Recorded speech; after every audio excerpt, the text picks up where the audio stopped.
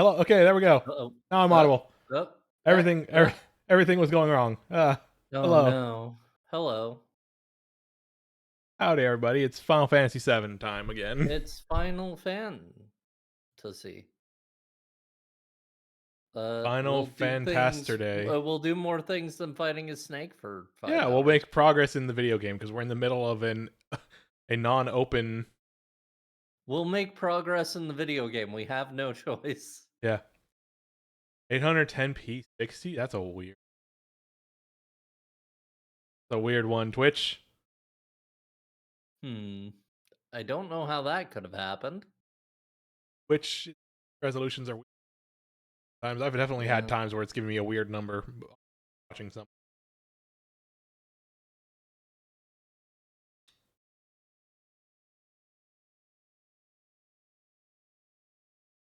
Anyways, yeah, hi, we're Final Fantasy again. Today we truly all are Final Fantasy. Yep, this is the episode where we say that time. Let's get this game. Oh my god. Wow, What the fuck, Molly? What the fuck, Molly? Rowdy Mouse appeared in my Uh, chat. I'm so offended.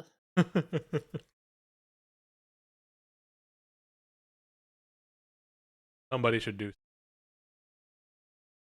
Yeah, she could get. puncher. She should get like boused or troused Yeah, or fired out of a cannon into the sun. go turn on for the game. Go of the video game. Important step.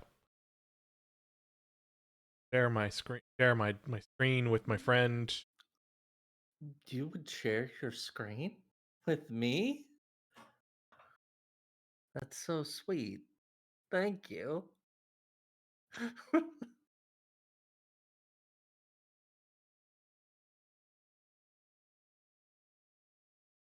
But I don't with it getting in the what.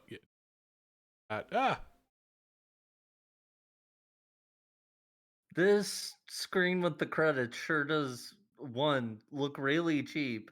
Mm-hmm. Two, look like the game is titled Final Fantasy X. We haven't gotten to Yeah, that one yet. yeah. This weird logo thing for Final Fantasy that I don't know if they ever used in anything else or not. This strange symbol I guess, being an attempt at a logo with very unembellished text. Oh, probably unmute the game on stream. That would help. Yeah, there is. I had not unmuted it until just now. Yeah.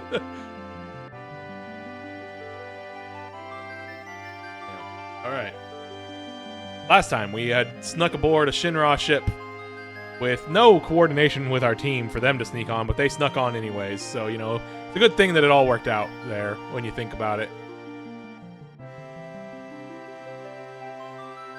We got all caught up in pretending to be a soldier.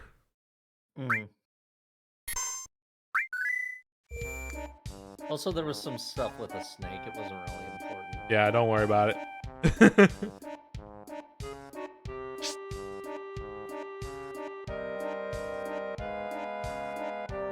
Just a little longer till we reach Costa del Sol.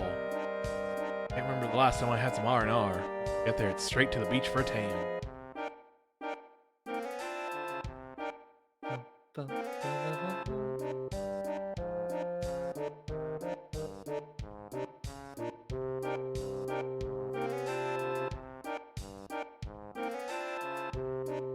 Queen's blood.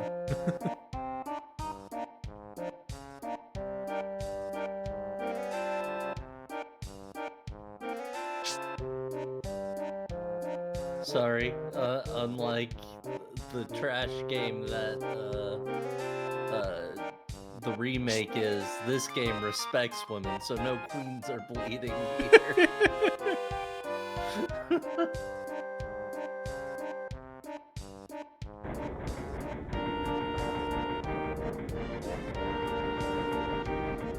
Ain't no slacking. Gotta work hard.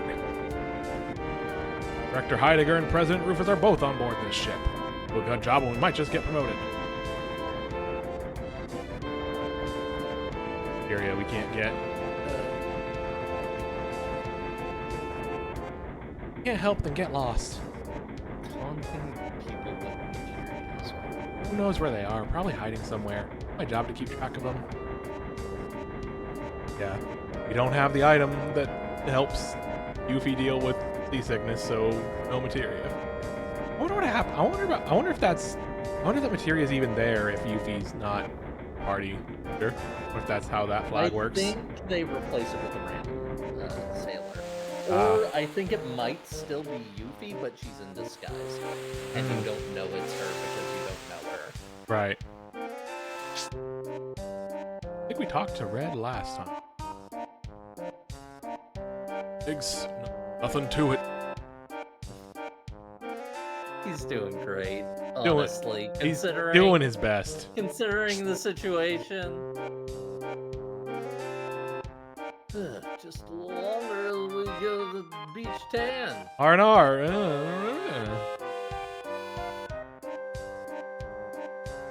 Hey, what's with you, kid? Pep. Demon's gotta have spunk. Spunk, I tell you. Damn. Guess something's missing. Hey, what do you mean missing? Oh, the shop. Man, the shop. Oh, and if you say you're tired, he probably lets you rest. Yeah. I like that the last one is just... Oh, right, yeah, he gave us... leave me alone. He gave us this drink. I remember that, we did that last time. Good. Demon shouldn't be so stingy. Seamen shouldn't be so stingy with their spunk.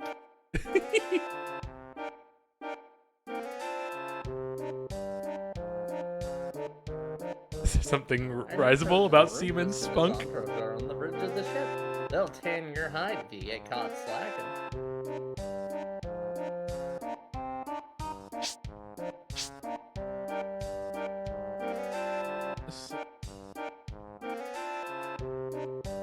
Very well then, I'll continue giving it my all, sir. She's having fun.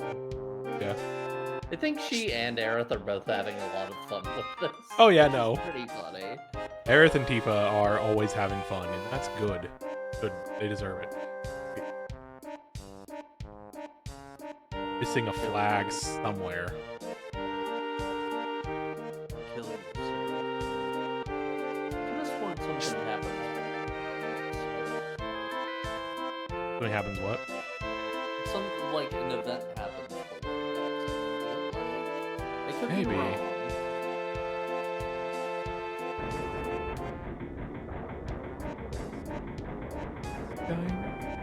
What's Aerith? Oh, Cloud, have you seen Barra? He's not off in the zone doing something with grass. Maybe that's the flag. That seems very flag. That seems very much like a flag, yeah.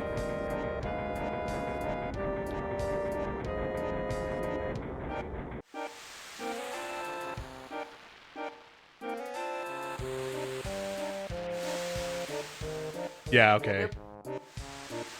And with that man died. He fell off board. He fell off board and drowned. Well, look, it's Rufus and Heidegger. Inches away, and I can't lay a finger on them. Ugh. That scum-sucking lowlife. How can you just stand there eating pizza? It's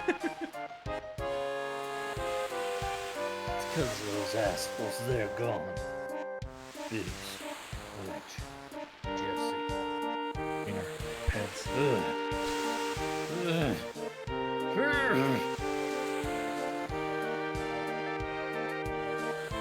Damn it, I can't take it no more. I'll wait anyway. I'm gonna sell this right here and right. Emergency alert. A suspicious figure has been spotted on board. Those not at post will commence a sweep of the ship. Report back as soon as the intruder is found. I repeat, a suspicious figure has been spotted on board. Those not at post will commence a sweep of the ship. Report back as soon as the intruder is found. Damn. Did they spot us? No, they can't have. But that means Tifa, the others. Very rude that you assume that you go to Tifa first as the one that got caught. I think he's most. No, I know. We gotta find him. Come on, Cloud. I know. It's because of the others. That's the one. That's the person he's close. He's closest to. We gotta find him. Come on, Cloud.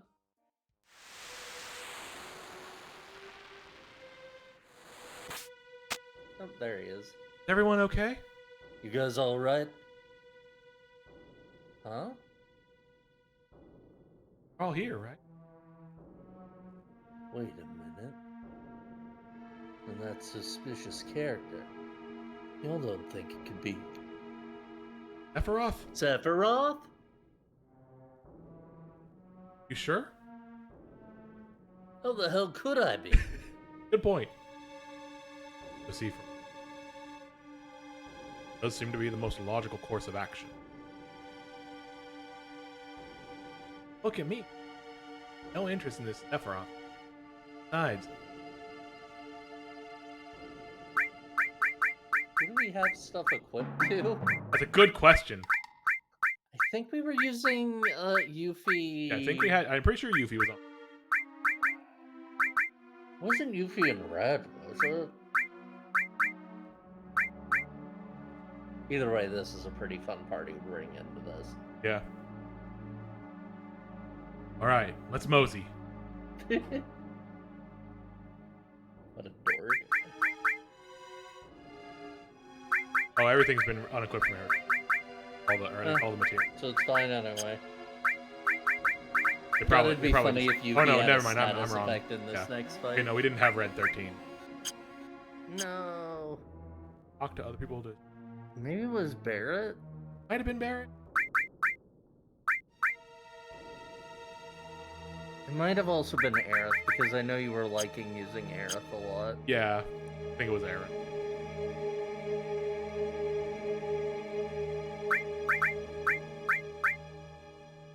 We'll off of her.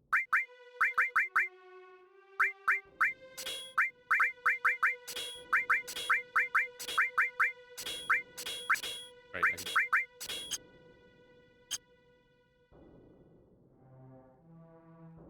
Liked the idea of Red 13. So.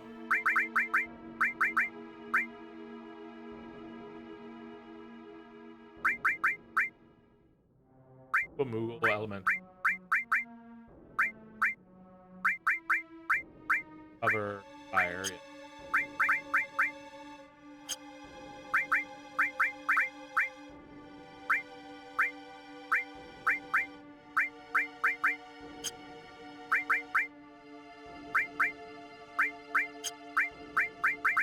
Guess he'll be our healer. Revival.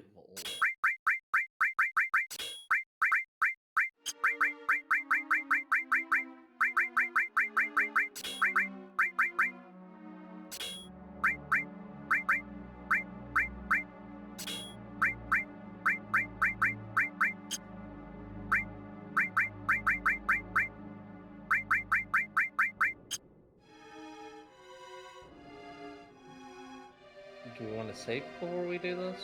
Yeah. On this ship's crew. Whatever. Seamen don't sweat the small stuff.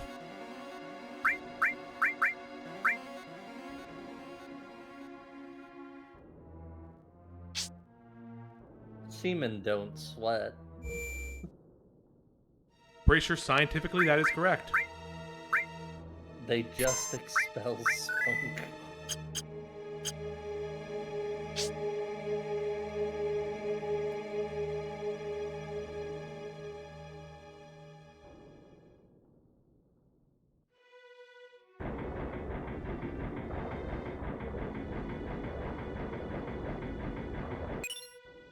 F.I.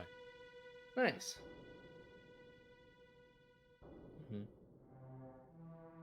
Saw a suspicious man in the engine room. Not a man. Couldn't have been human. Real sticky. Damn, that's true.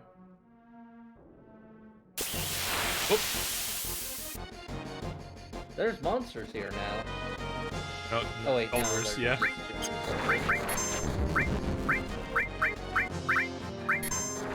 Rude. Can't believe they're shooting you with the gas. Sneaky gas. Rude. Yeah, it is nice to have enemies here so that like you can grind if you need to.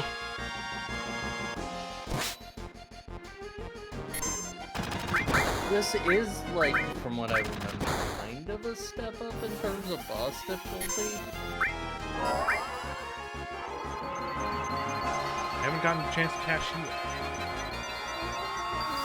This is a pretty cool. Yeah.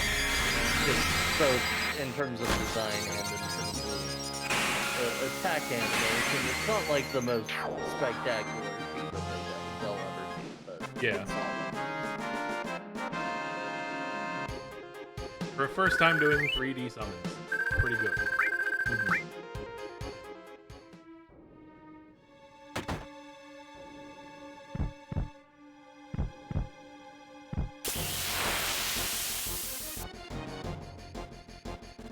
Well, those probably shouldn't be here. Fruit and I. I don't know what they are, but they probably shouldn't be here. Maybe they're a security. Hey.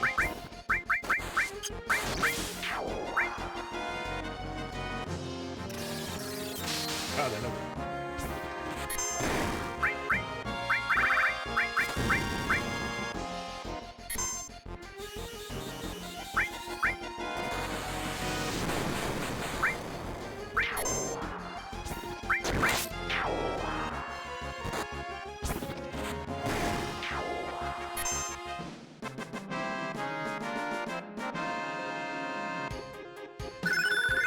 Blade burst cane.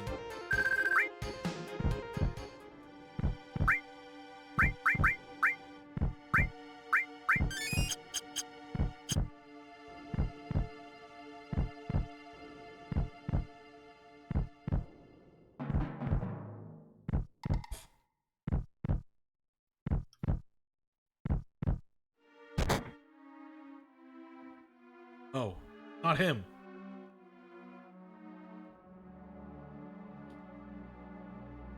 At last, after a long slumber, the time has come. There.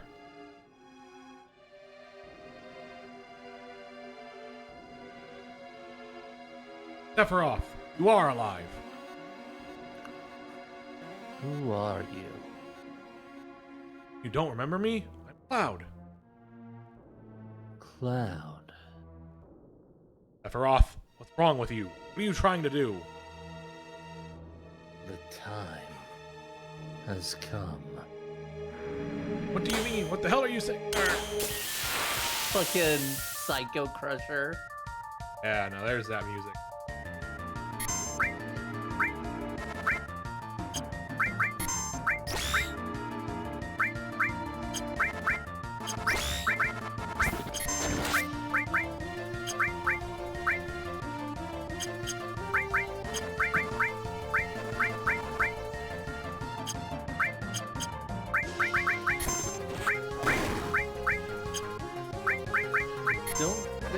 You might want to just use healing items if you don't really use Yeah. multi-target heal.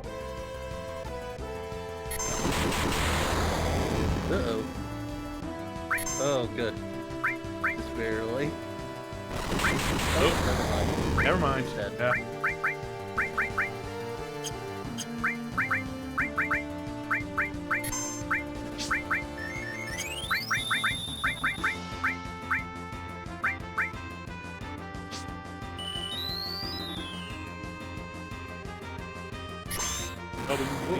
Laser. What? Laser?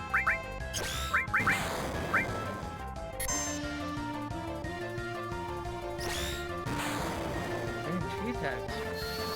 Yeah.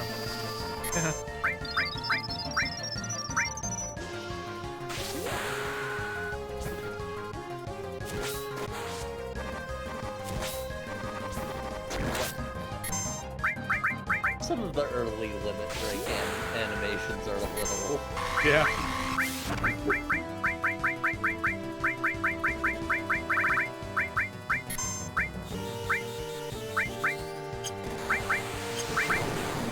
Viral missile.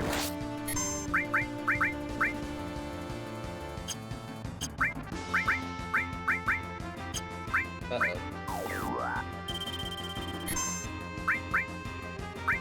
Messed up.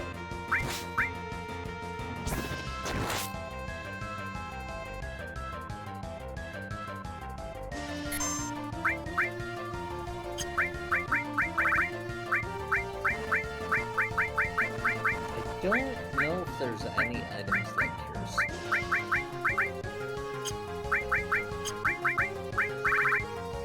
Yeah, steal any.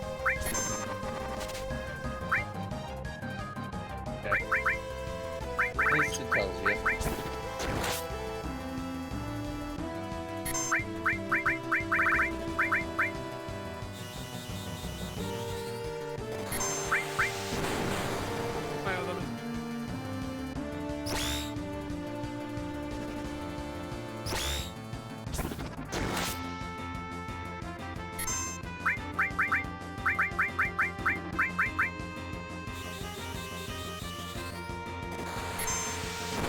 Irma Emergent.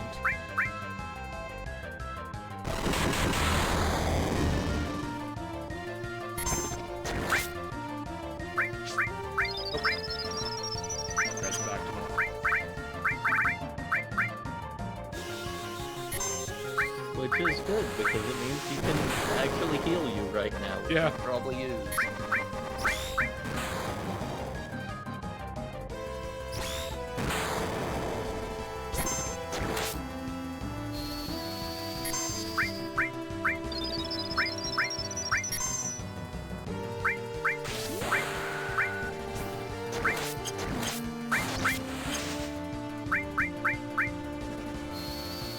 Hey, we're actually fine.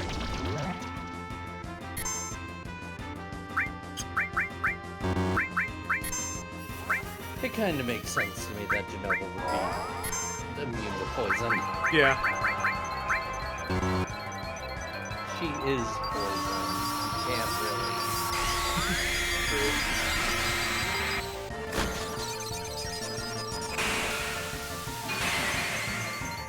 Call out post Genova's toxic.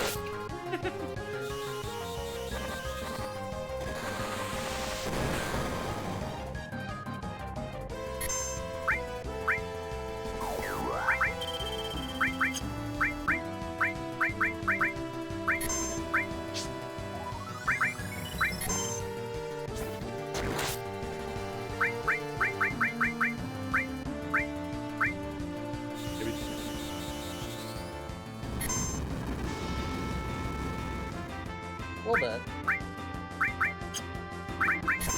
It's not a bad option here. I think the big thing that makes natural magic fairly useful is just, well, one, it hits all enemies, and two, if it does non-elemental, so Yeah. you don't have to worry about resistances with it.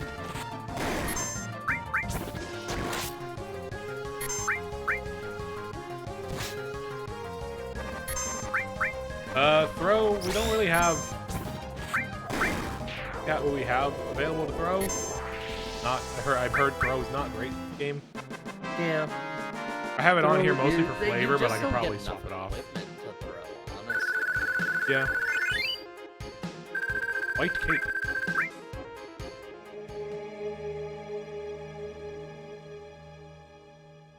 Appeared from this. Over its arm. I'm sick enough as it without you shot at. Was seven. Time has come. What did he mean by that? Time has come. Who? What? When? Why? How about a quick rundown? Hey Cloud, how about a quick rundown? Alright. Do my best, but don't interrupt, okay? Here we go. Sephiroth went missing Recap. 5 years ago. before he did, he said he wanted to find the promised land. Then he came back and murdered President Xi. Now we've seen him. Right here, just now. Carrying Genova with him. That part I talked about going to the promised land. Anyway, that's about everything. Attention dock workers. 5 minutes till arrival at Costa del Sol. In preparations for docking. Ew, we finally made it. Better hide quick. There's treasure. Different. There is.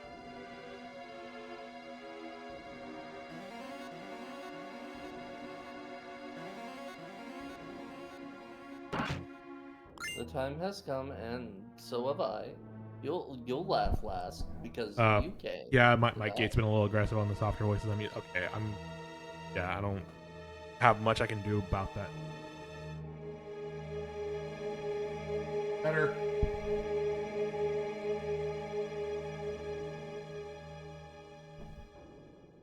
I'll just have to try to speak a little more directly into the mic. Wind cutter, I believe, is forward. No. Oh wait. Alright, magic comb. We got this one back. Wind cutter for Yuffie. There we go.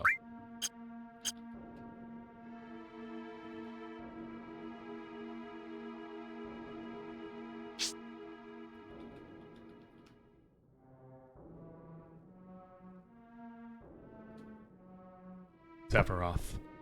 Still alive. Promised land. Really exist?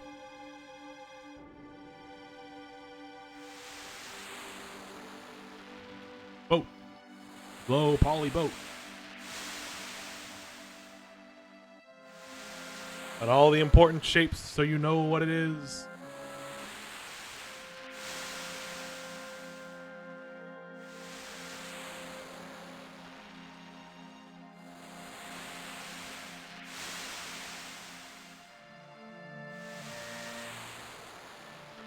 Back it up, back it up, back it up. Backing, helipad.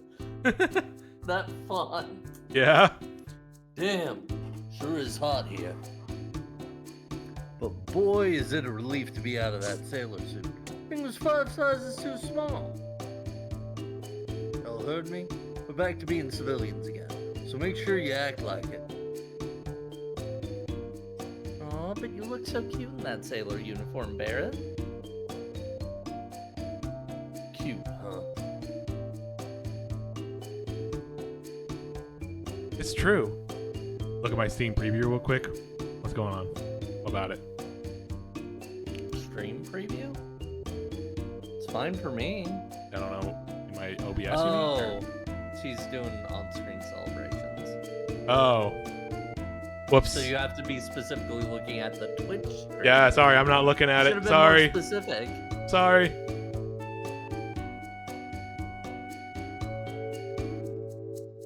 Molly's Now I'm looking at it. I'm bits sorry, that do Molly. 4 bits.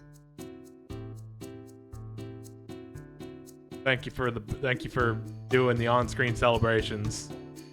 Those who could see it, that was, obviously not me. Not me either. Hopefully they appreciated it. Whoa! Oh, no. Oh god, there's an aura around Alf. Yeah, I purposefully made all of these too expensive to buy. That's fair. I haven't bothered to look. Yeah. Alf's threatening aura. Elf's miasma. I know, you should keep it as pajamas. Right, Cloud? Agreed. Agreed. Yeah. Makes you look like a bear wearing a marshmallow. The hell? Y'all just butt out. Don't nothing suit me better than Old Faithful here.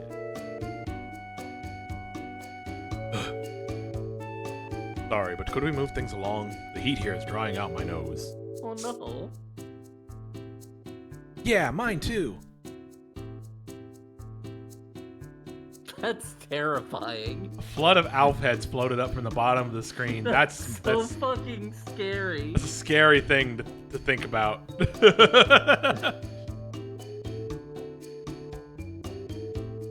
All right, take a little break and then head out. Don't wander off too far. From what I understand from hearing Millie talk about Rebirth, this is going to be the next like 24 hours of the game. Here in Costa del Sol. I don't know. Look at this guy acting like he's Lita.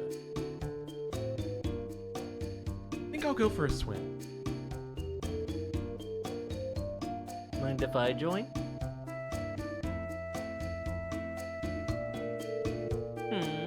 Did you just picture something in your head, Cloud? I think I see a crack in that cool exterior of yours. Well, we're off. Am I excited for 5 hours of mini games and making people do ship wars on Twitter? Yeah. Let me guess. You folks are stowaways. Nah, don't worry. We get them all the time. Back before I got this gig, I was about the only way I used to travel. Cool. Cool. Please don't get in the way. This is President Rufus's first visit since taking office. It seems he's here for business instead of leisure. Boy, am I jealous. We're nearly the same age, but here he is running Shinra. Yeah, like, you're not able to go back and look at it in a bot either. Oh, it just doesn't exist. Yet another weird Twitch system. Very odd. Yeah, you truly had to be there to witness the flood of Alf heads. What a mess. That Shinra middle manager up there is refusing to come down. He's supposed to be here on business, but all he does is goof around.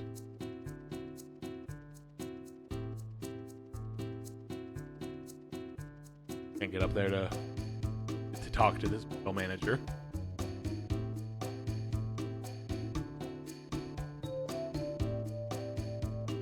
Man, I'm jealous of that guy. He's rich and his dad is dead. God. If not for him and myself, a whole river of heads. This is why I want wealth. So I can see Alf dead.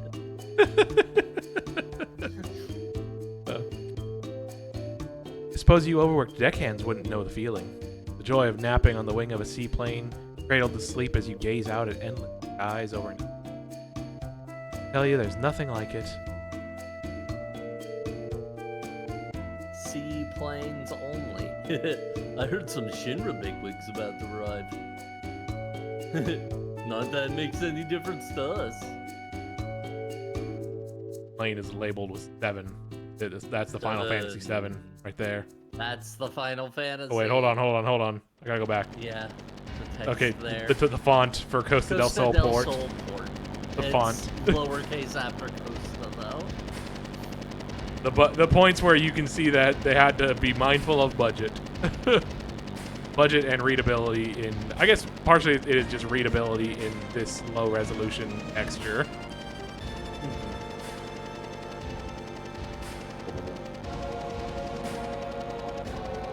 Why didn't we just take a helicopter here?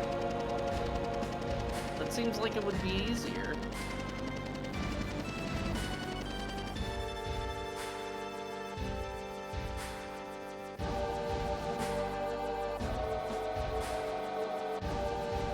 Did they get on the helicopter after Sephiroth showed up? You just punched that man into the ocean!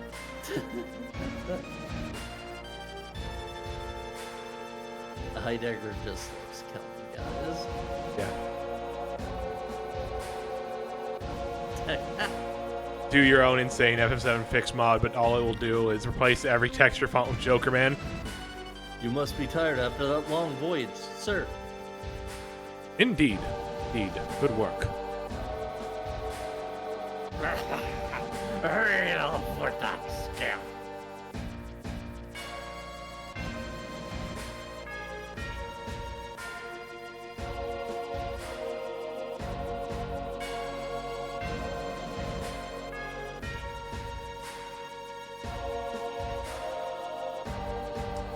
Apparently, Sephiroth was on board the ship. Yes. Yes, sir.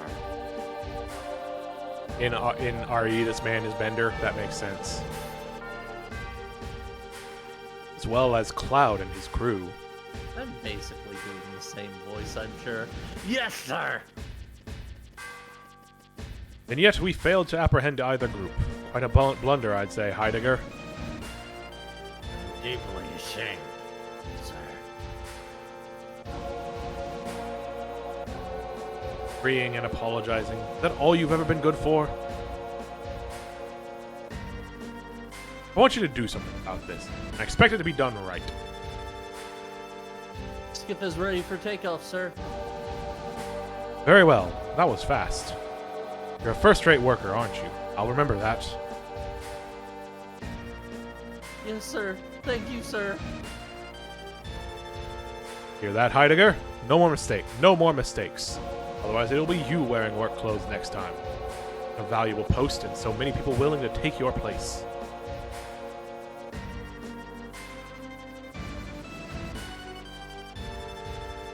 I'm about to be the new general in town.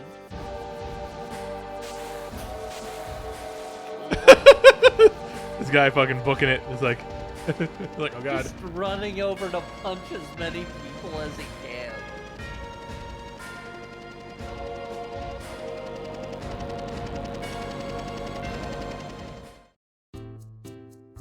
Hi, I'm Bob Evil. And welcome to Costa del Sol. You can do what you like. Costa del Sol. Oh, soft. Sleeping on a cloud.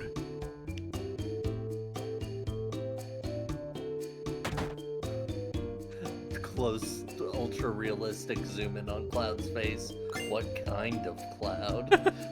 Strength up. Yes? Those goods there are complimentary. Feel free to help yourself. You're not robbing me right now, don't worry about it. Motor drives. No, that's not what I want to do. Are you sure you want to close the fucking video game forever and delete it? Their Tifa weapon. Are you sure you want to blow Fire up ring. your entire computer right fucking now? Nullifies fire attacks. Who's shipping random Hat Man and Cloud? Me. Because you said that, I'm...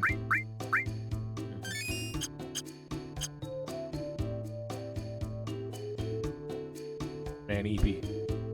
He's an EP man.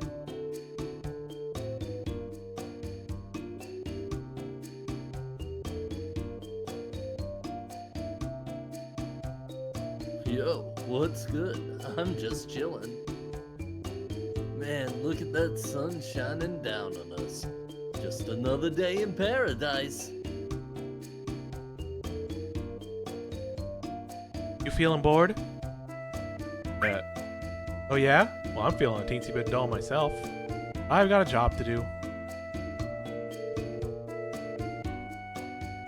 Welcome to Costa del Sol. I'm here to help with any sightseeing. Is there something you'd like to know about? What sights are there?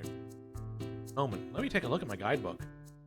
Costa del Sol, the world's gateway to the western continent, is a renowned resort town that has grown and flourished since its founding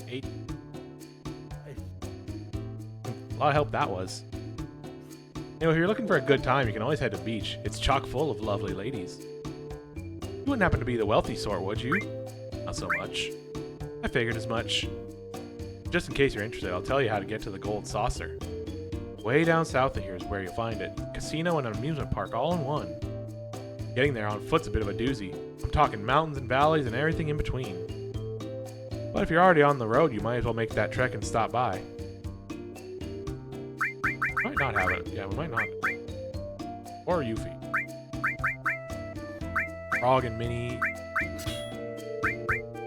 Vitality. will never be a frog. She will never be small.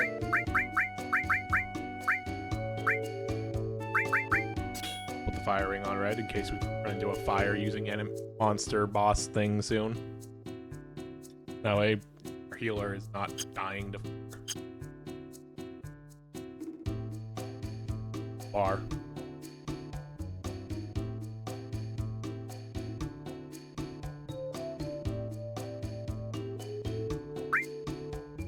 I'd recommend the resort at the edge of town.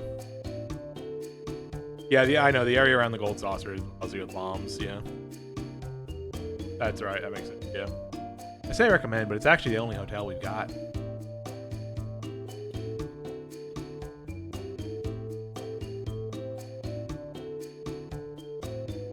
What do you think?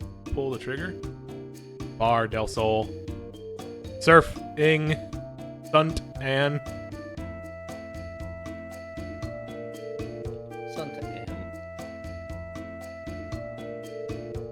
Bruce.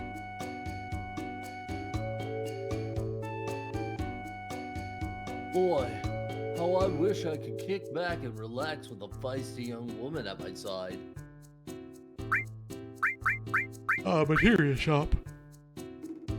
Binding.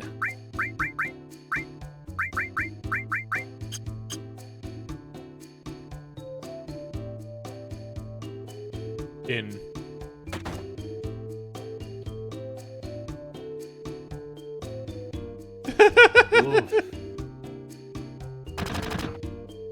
Hey, someone's in here.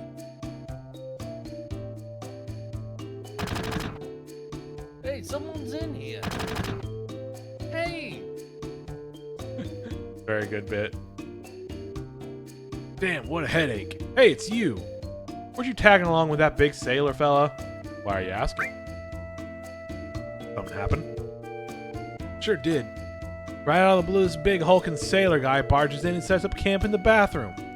He's been in there moaning and groaning ever since. Just don't know what to do. If you're planning to spend the night, would you mind covering his room too?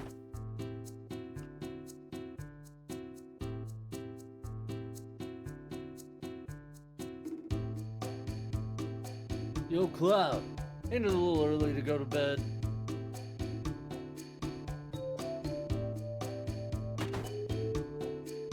How about it? Ready to turn in? 200 gil a night. I guess. Don't want to do that just yet then, I guess.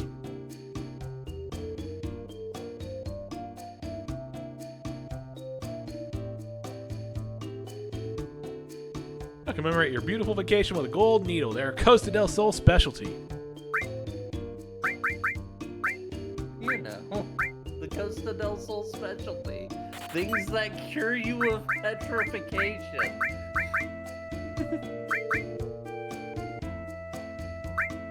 Normal things said. Imagine that, like... Costa del Sol specialty. Penicillin. Yeah, exactly. Yeah, the moment you see gold needles in an FF, it's like, oh, time to pick up gold needles. Sirens are blaring. So important. Come on, At least please. the game is like very clear about pointing them out to you. Come on, please. You gotta buy something. How am I supposed to make ends meet otherwise? It's so sad. Accessory shop. 4 slots is nice. Yeah. Do you know why 4 slots is nice? Got 4 slots. Yep.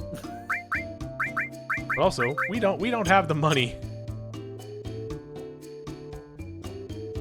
I've taken a liking to this little town. I could walk around here nude and no one bat an eyelash. Oh, my order. Don't got one right now.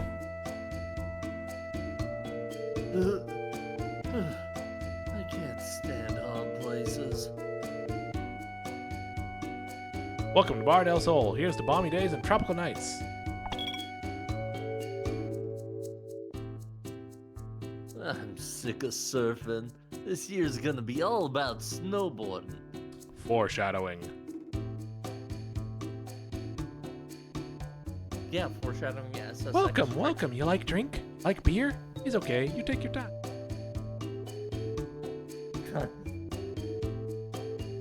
We're headed to the Gold Saucer after this.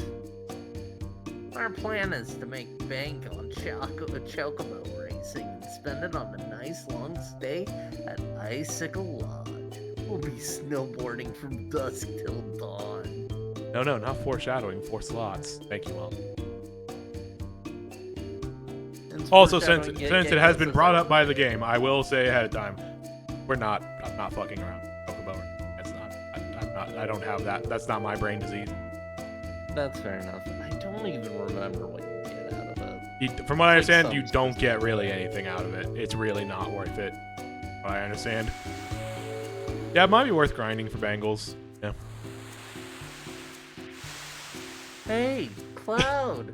This year's gonna be all about snowboard kids. I'm gonna get the big nose surgery. Yeah.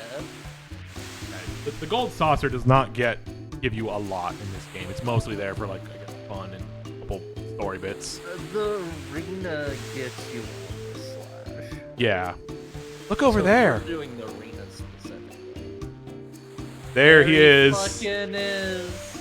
This part is so fucking funny every time. It's just like, yeah, Hojo gets bitches. At least the remake has an explanation for how Hojo got bitches. Huh? That Hojo? Him, isn't it? You should go over and talk to him. I like how that's where we're at. That's where we're at with Hojo currently. It's just like, just go over and talk to him. It's just Hojo. Fuck it. Talk to him. He's not gonna do anything. Oh my, can I help you? No, but that guy can. Sheesh, so arrogant. Professor Hojo, darling. There's some creepy guy who says he wants to talk with you. The oiliest man alive. I'm busy at the moment. You heard him. It looks like you're out of luck. No, wait. I believe I do remember you. Yes, it's all coming back to me. Long time no see, Cloud. Yeah, during Rebirth Hangouts, thinking about how Hojo simultaneously looks like he's 50 and also not at all. He looks like he was hit by the big spell. He wished on Zoltan to be big and became 50 immediately. Hojo. It's good to get out once in a while, isn't it? What are you doing here? Exactly what it looks like. Sunbathing in a you full lab coat. Have you seen how pale? Have you seen how pale I am? He doesn't look naturally 50. He looks like a 30-year-old who's so shittily living he looks 50. Yeah. Yeah. Which is probably appropriate for Hojo. Cut the crap. I believe we're after the same objective. You mean Sephiroth? Oh? Have you seen him? I see.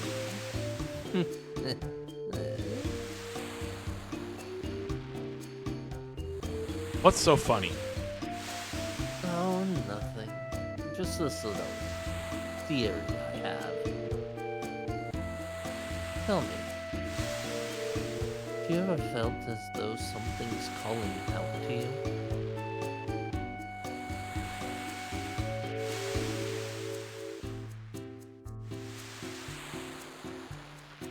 He's just vibrating there in place. Yeah.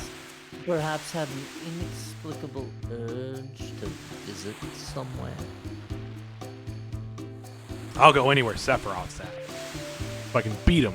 If I can settle things once and for all. I see.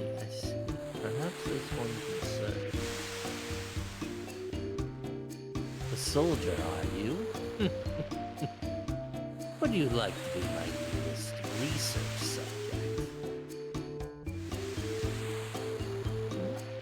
What's this? Reaching for your sword? Do it, Cloud. I'm too tired. It's too hot.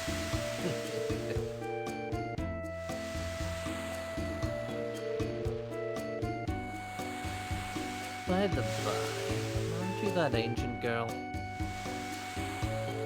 It's Aerith. Least you can do is remember my name. There's something I want you to tell me, Professor Odo. I already know I'm an ancient. My mother.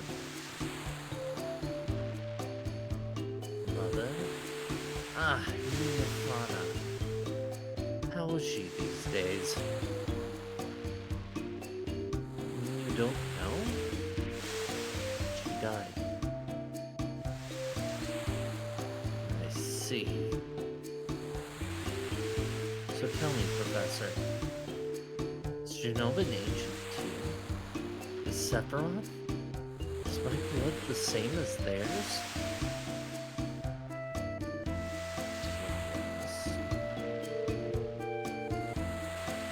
Rumbling all of a sudden, huh?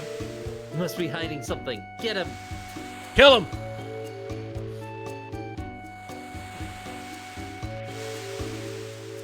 Grrr. Hey, answer the question. It's no use. You won't budge. Sorry, you read that a little bit wrong. It's no use. It's no use! It's no use. Thank you. He won't budge.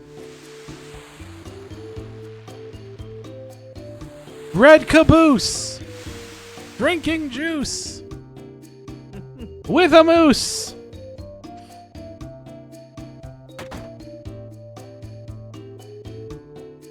Giant snake, birthday cake, large fries, chocolate shake. Ugh.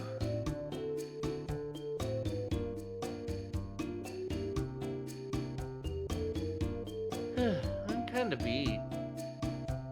There's so much I don't understand.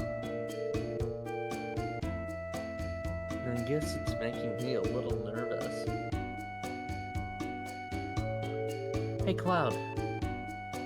What do you think about me? Not sure. I've got no idea what's happening. Ain't nothing going on up here. Yeah. I feel the same way when it comes to myself. Like, what parts of me are ancient? And what does it mean to be an ancient? It's all so odd. I just don't understand. I'm going in circles. Maybe the answer to these questions don't even exist.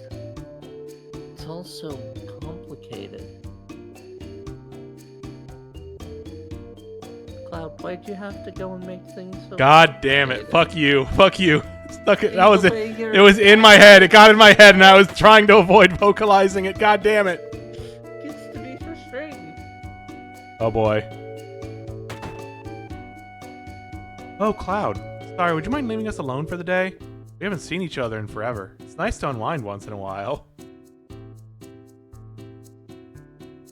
It is what it is. Don't take it personally. Johnny, one of those characters that is very fun how they expanded him in the remake. I'll try not to stay out too late. I forgot he was even here at all. Yeah. Hey, don't worry. Worry. Why would I worry? What? Me worry? God damn it. Fuck you. Stop doing that. You're in my head.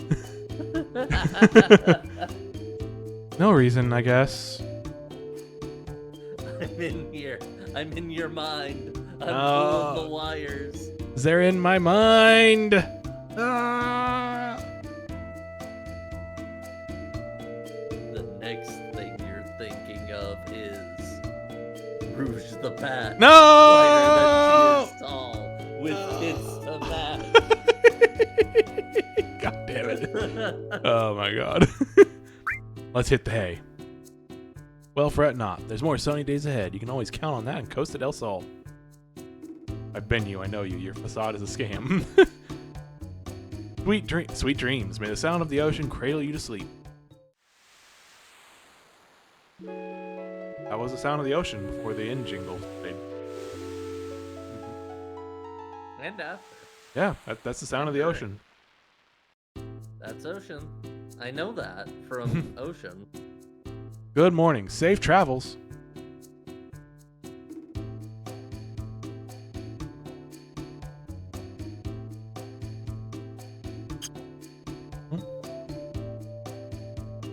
Guess we just leave.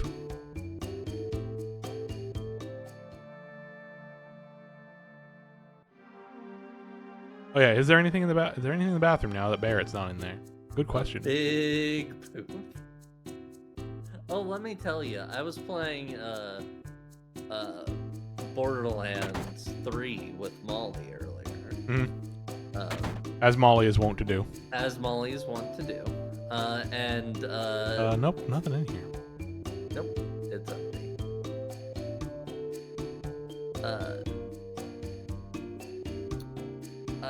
In that game, you get different weapon skins you can apply to your weapons.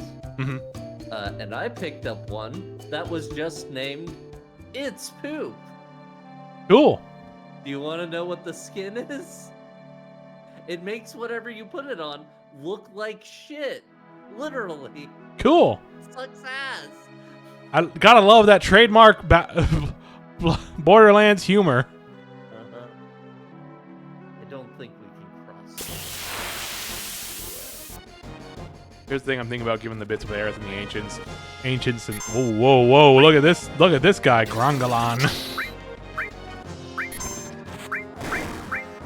Oh, why did I attack myself? Wait, why do you not have the enemy materia anymore? What happened? What happened?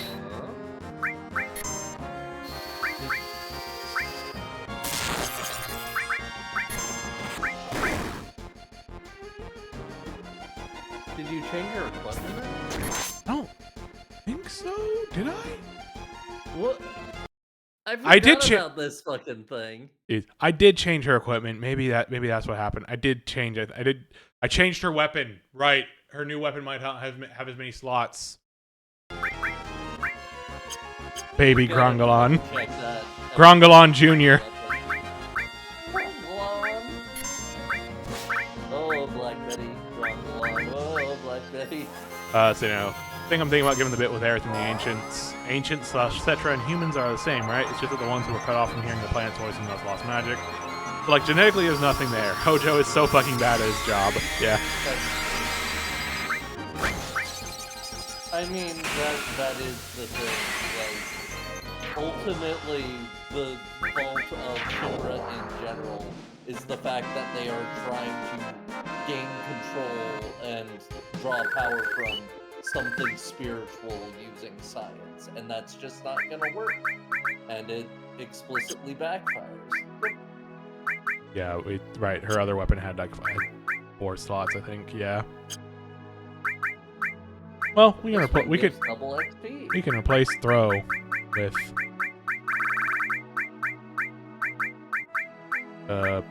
where is it? Oh, it's right there. It's right in front of me. I'm like, we might also want to. Wasn't one of those magnify? We might want to swap that to a thing that actually has the slots. True. Yeah, we'll give her Ifrit. Or do that. Either way. I was thinking you could swap it to the carbon. Oh yeah. I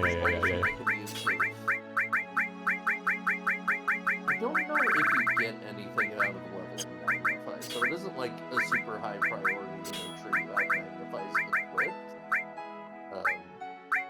It is a good idea to have things equipped that you want to have leveling, if you can. Yeah, true. So, like, base spells are pretty good to have in there.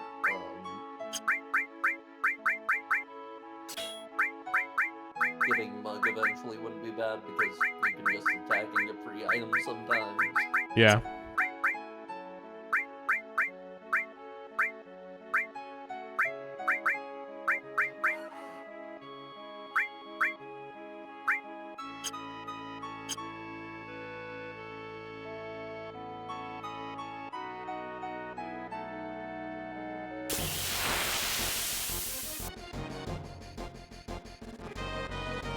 Egg.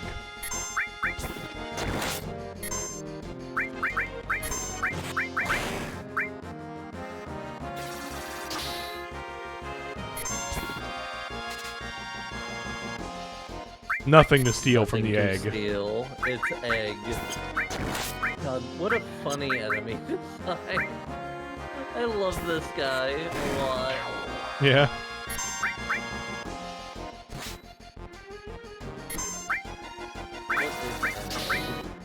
What if egg?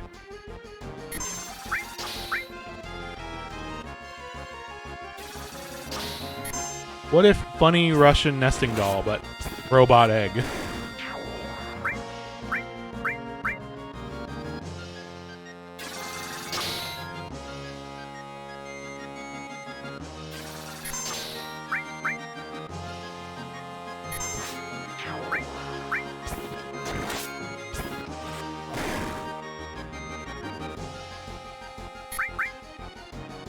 Triclops. Ah. Oh, Triclops, that guy from the Jedi Prince. I always forget which one is Palpatine's secret son, who is a good guy, except he designs super weapons in his sleep, and which one is the guy who also happens to have 3 eyes and is just posing as Palpatine's son. In order to seize power over the Empire now that Palpatine's dead. Because their names Triclops and Trinoculus. Yeah. Yeah, of course.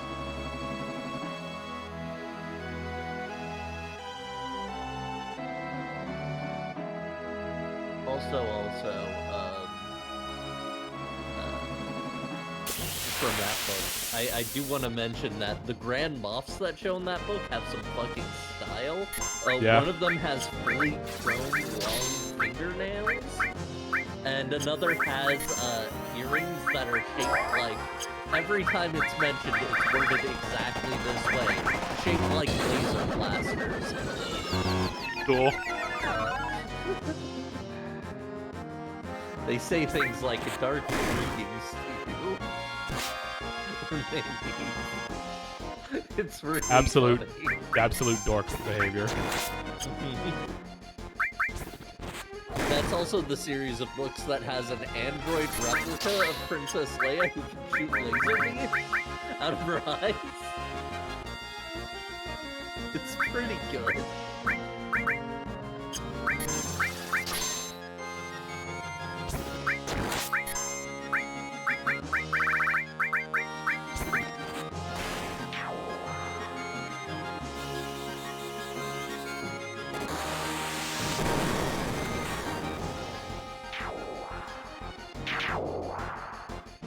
Yeah, Mantra Magic, pretty good. I should probably bring up the list of enemy skill again, just so I have that on hand. So I don't have to worry about missing one.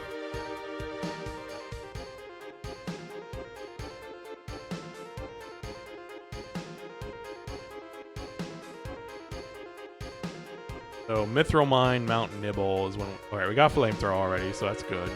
The next one is Laser, Deathclaw, Dark Dragon. That's in the Corel area. That might be a little bit then.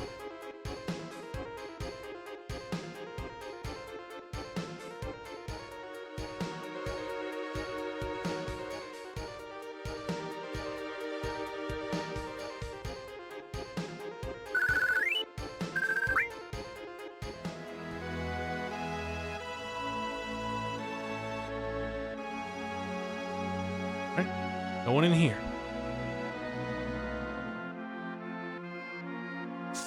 Oh. No, no. Cloud.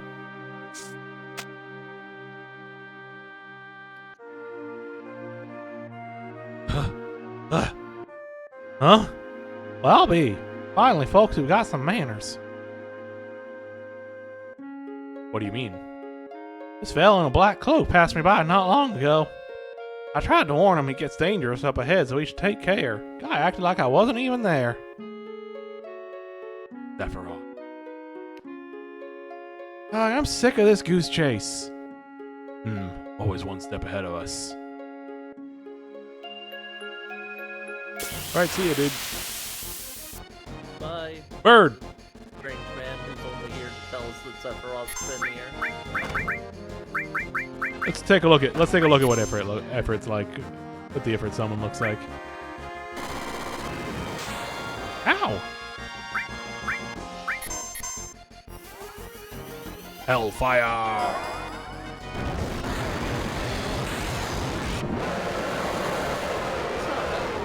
Yeah. He isn't quite lion.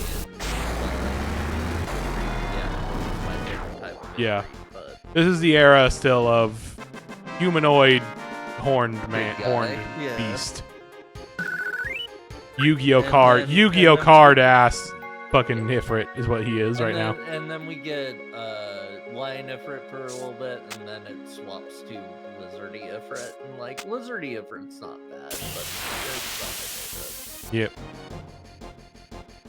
Also reminds me, I gotta play more Final Fantasy 16.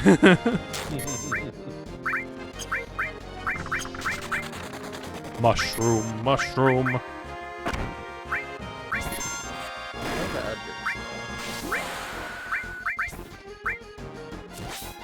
or snakes for that matter.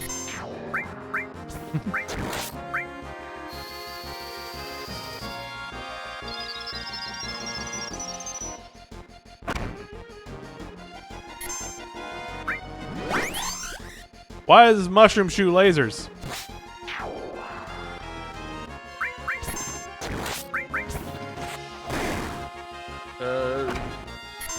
Because it's got beams in its teeth. I don't know. Why does the mushroom have teeth? To protect its tongue. Okay, next question. Yeah, 14 is really skewed for its perception because he's so rarely lizard. Yeah, lizard Ifrit is actually very rare. He's more been like sort of this beast man and then also kind of weird dog more often than he has been a Yeah, lizard. I'm just saying that a lot of recent adaptations Yeah. have been going lizard. Yeah, Which CB, is the CB, same, yeah, the 14 and 16. yeah, the two made by Creative Business Unit 3, which loves giving him scales. Oop. A reactor. Man, these things are everywhere. It's like Shinra's fucking up the whole planet or something. Yeah. This is a cool little battle arena. I'm just thinking of throwing one of these guys in there. Yeah, 15 goes back to 15 harkens back to the pagan god style. If it, yeah.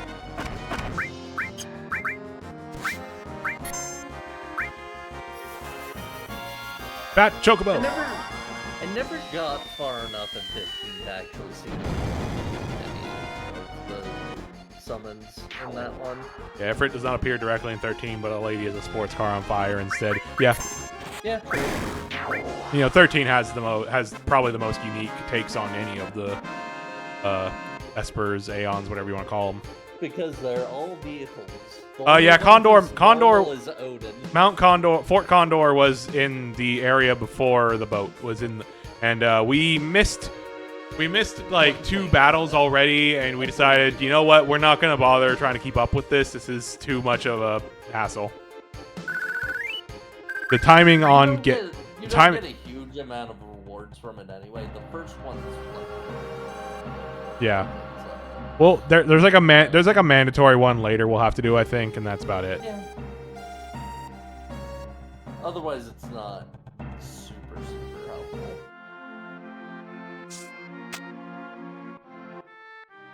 I love this screen. There's something about it. Very. I think it's that the bridge almost feels to me like it could be in Mario 64. I don't know. The Yeah. wood texture makes me think of Red Dry World. I get what you mean.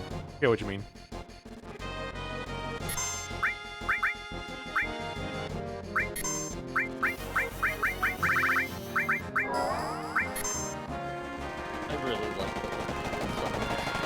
Yeah, the 13 summons are pretty cool. I only got so far into that game, so I didn't see a lot of them, but the ones I saw were pretty dope. I also like I do appreciate the one in, you know, I think about as far as I got into 15 was the Titan boss battle, which is pretty cool. I like 15's Titan just being a very large dude. I should maybe poke at 15 now that I'm on a system that would run it a little bit better. Yeah. And also 15 Titan having the best summon animation of, oh, he's coming. He's coming at you. thing of modern. Okay, I can't go that way. Technically, you have to mod it to do this now because they shut down all of the multiplayer. Yeah. Which, by the way, remember that game has multiplayer? Yeah, that game had a whole That game had a whole separate multiplayer game mode where you created a character and played as them. It was wild. You can play as your created character during the main story, and there's an in-game explanation for like it's magic that works to make everyone think that you are you have always looked this way and everything's fine. So you can just play trans Noctis and canon. Cool. It's pretty funny.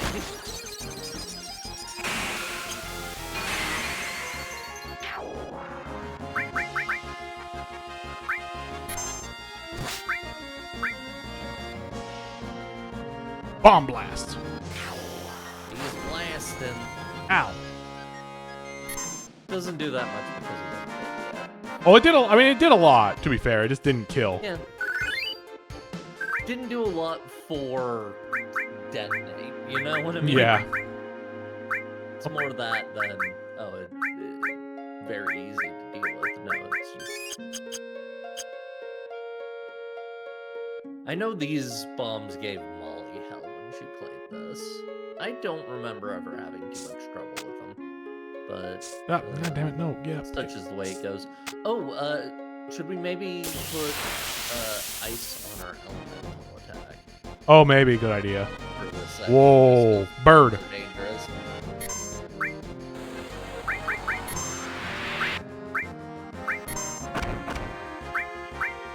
Storm Fury sounds like such a sick attack, and then it's whack. Yeah. It's so... It's Yuffie just being like, watch this. I'll do a basic attack that other characters would do. It turns out I probably do more damage if I just did this all the time. But no, I want to stand back and throw my weapon. I will say also, partially because it was like my first real experience with full Final Fantasy game Beyond 1. I am always partial to the Tactics Advance guys for summons.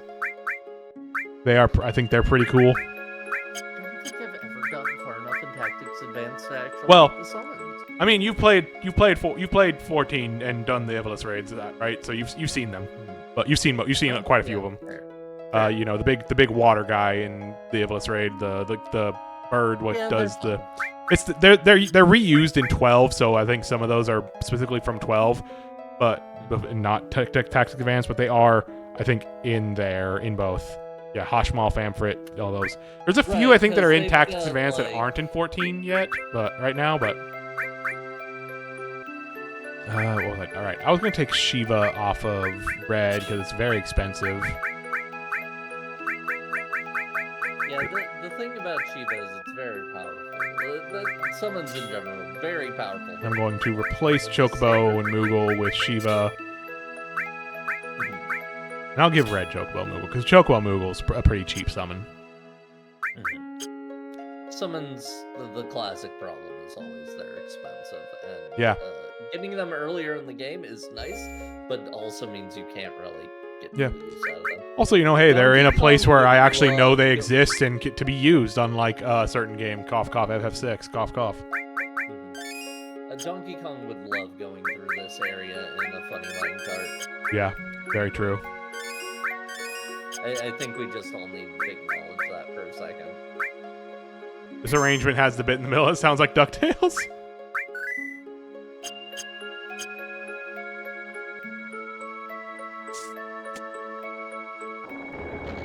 Whoa!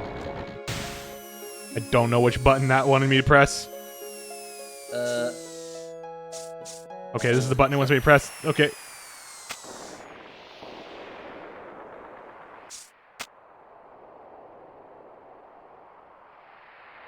Well, there was a treasure on the left and a treasure on the right.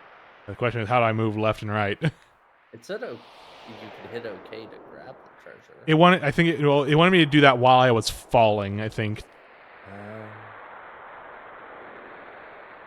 I can't go left and right here. Or damn. Well, so much for that. yeah, whatever it is, we'll just have to live without it. What a weird thing to have happen in the video game. Yeah, it's the thing of just like it's saying like press OK. Which button's fucking OK again? God damn it. Accept. Yeah. Whichever one you've been using. Yeah, and I know it's just having to, it's the thing of just like the travel time from my brain to my fingers for that specific thing is annoying.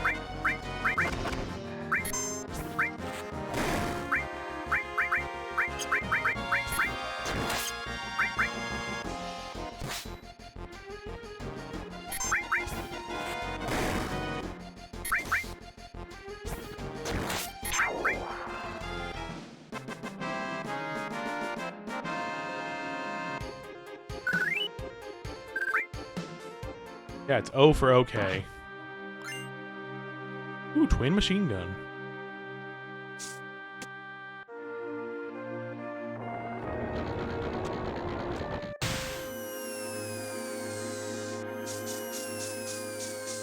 Yeah, see, this is where it wants me to do it here.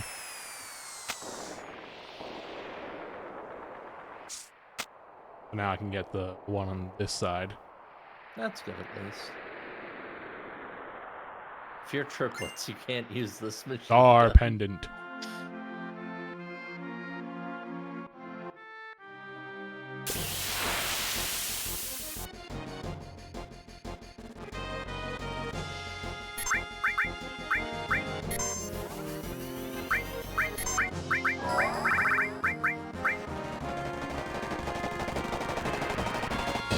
Choo-choo. Here comes the Chocobo train.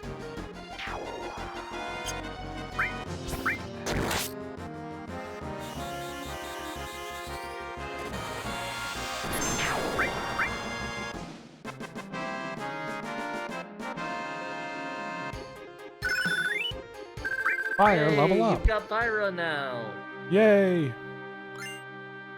Turbo ether. Yeah, right. I should make sure I have at least the main magic on somebody so I can level it up. You can replace cleansing with ice.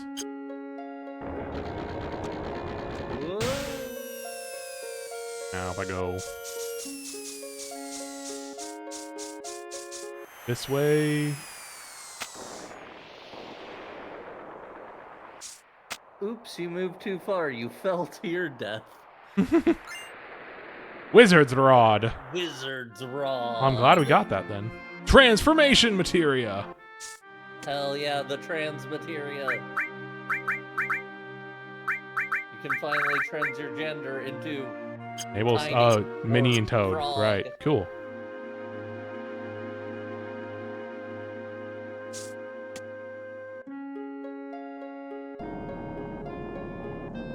Oh, everybody's down there.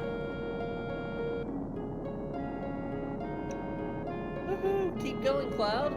How'd you get over there? I guess because they're not part of the party, they get to be over there.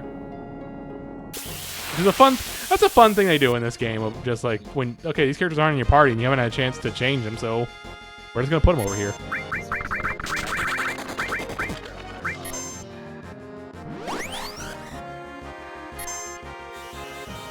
These guys have such a fucking design. Weird mushroom centipedes with many, many teeth.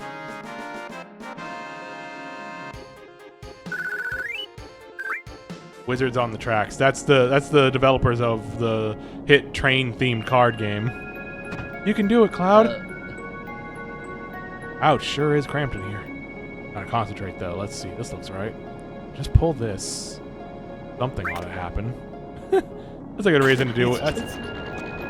Sorry, my brain went in the gutter. He just starts jacking it in that shed. Oh, I gotta go back and go to the lower route. Yeah, he's just in there, just straight jorking it.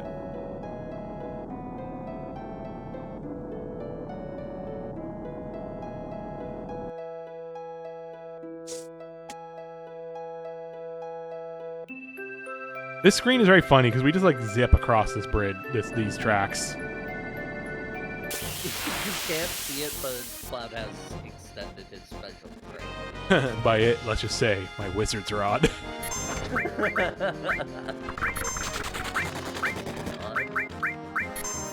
The Peanuts materia.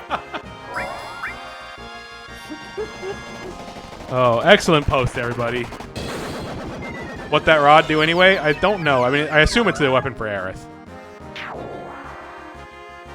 Probably has a boost to magic.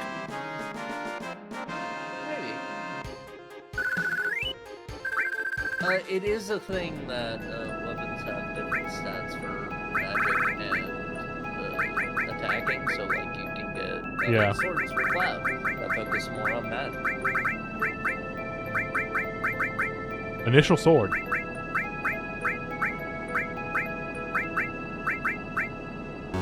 Yep.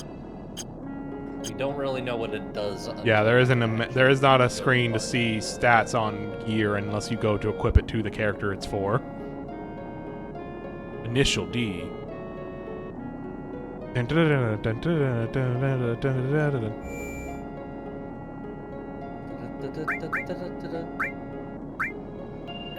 think I didn't watch a whole lot of Initial D, but I think my favorite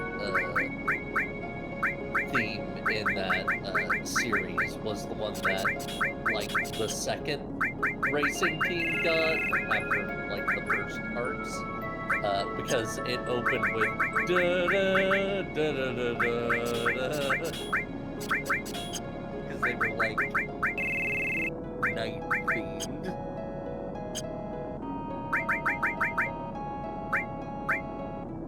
So they got the funny vampire music. Very cool. Well, everybody's weapons have no connected slots. Jeez. Yeah, because they're all like the double XP weapons right now, I think. That makes sense, yeah. And those tend to have the drawback of growth double. Slots and, lowered slots, and you can't put stuff easily. Well, I mean, we're not doing a whole lot with Magnify right now anyways. It's not a big deal.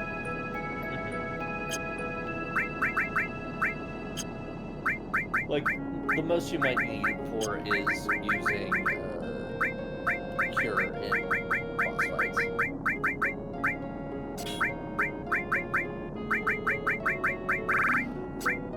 No, wrong buttons.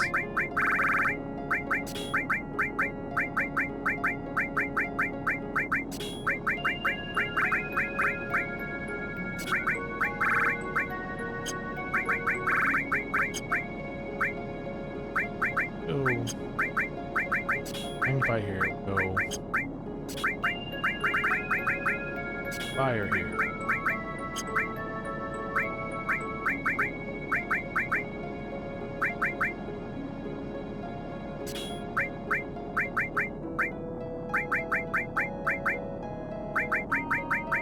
Button. HP up.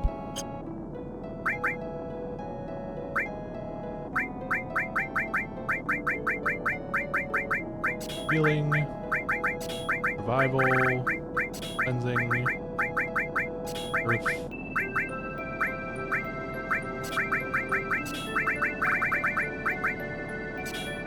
Fit.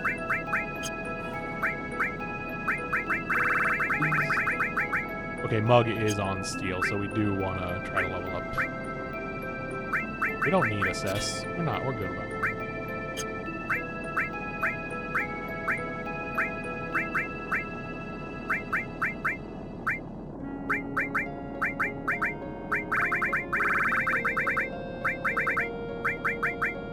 We'll do bio.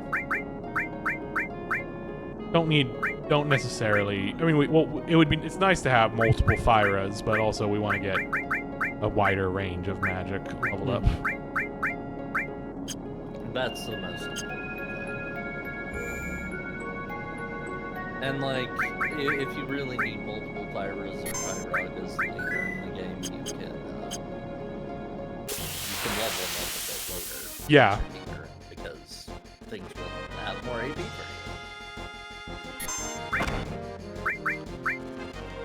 We got another limit break for Cloud. I don't know when we can, how we can access it. Oh, you have to go into a menu. It's like a thing where you go to the status menu, you have to click the next step. Oh. Yeah, it's very odd, and the game doesn't explain it well. There's a very similar system. Makes sense, yeah. But it is important to do that, because,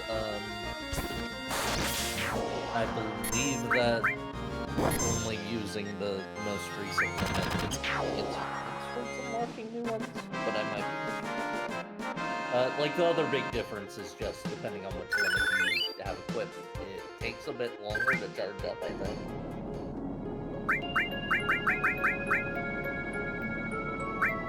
Gotcha. All right.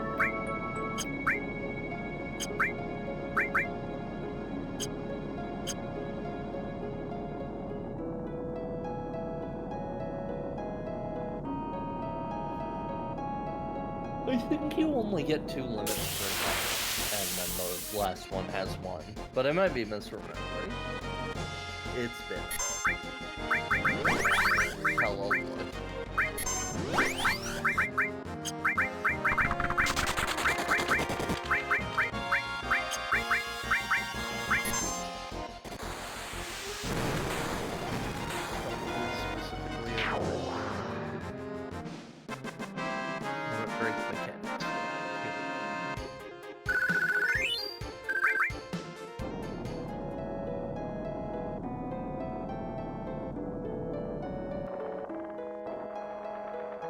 Cosmo, you get Cosmo Lore as an item amount. If that makes sense.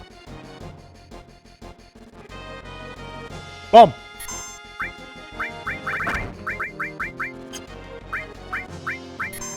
It's bomb.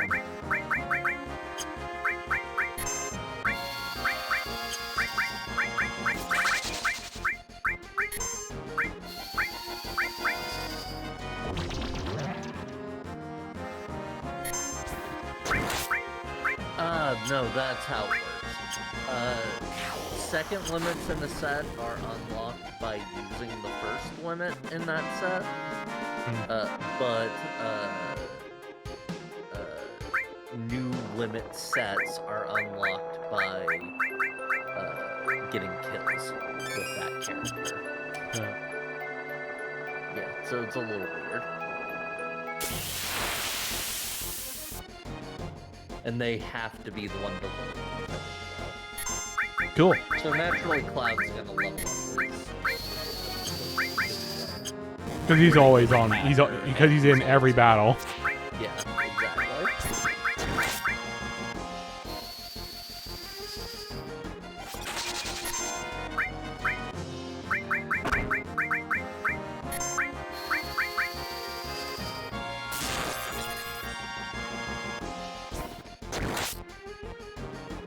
God damn it.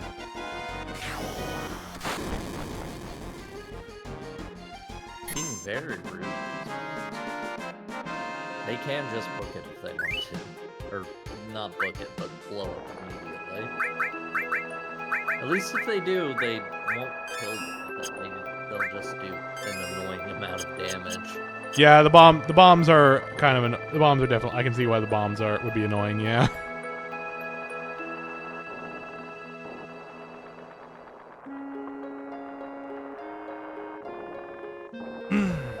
Cloud? You scared? Yeah. Don't worry. Nothing compared to being around me. What the fuck? What the fuck are you talking about, Cloud? I'd catch you. Oh, Cloud. Always there for me, huh?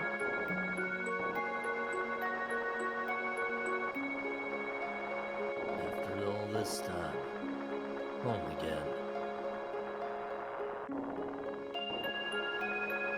I think you have made enough nice gestures to the female, to the various girls in the party that we're probably getting a date, one of the normal dates, and not the Barrett one. Mm-hmm. You're... Hey, he's back! The bastard's really back!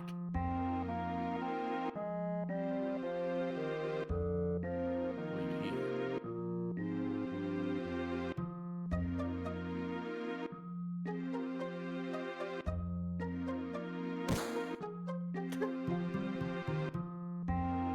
Well, I'll be damned. Never thought I'd see your ugly mug again. Those folks over there, they with you? Huh. Poor sons of bitches, trekking around with the Grim Reaper himself.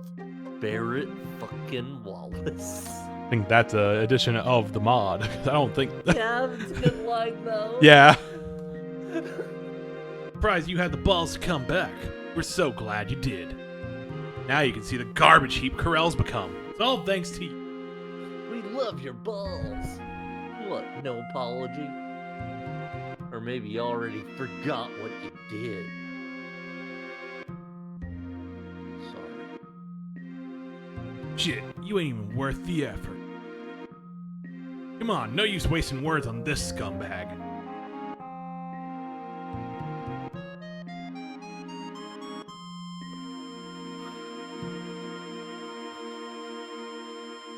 Y'all heard him. It's my fault. I'm the reason this town was destroyed. Alright. I shot it a bunch. Thanks to a certain someone with Corell's in such a sorry state. I love how fucking spiteful they are.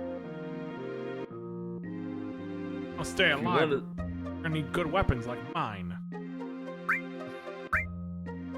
Umbral Blade. Oh no, he's in no link pretty cheap. slots hell. Yeah, pretty cheap. 5 You for can at least get defensive link slots. buy these for.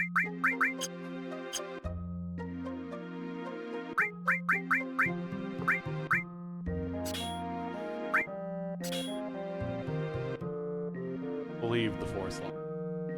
Aerith. Yeah, they don't seem to have particular spite for Shinra, but Barrett instead. It's like. It's pretty funny. It's not unbelievable either, but it's wild.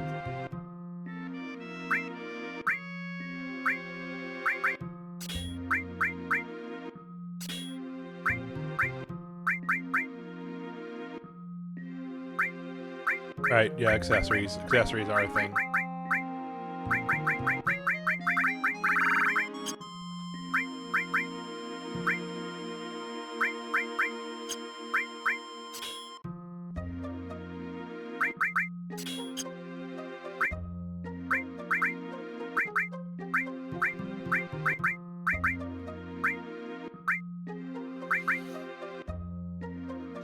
It's easy to forget them. Yeah. Pretty good accessories for characters. Probably just put Barrett in the front. I know his gun works in the back row, but also he's beefy.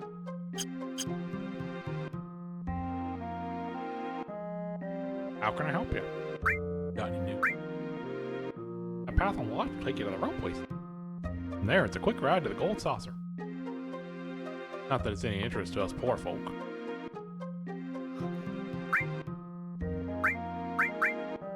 In case you missed the transformation materia. 5,000 gil. Yeah, well, that's the medical industry for you. Yeah.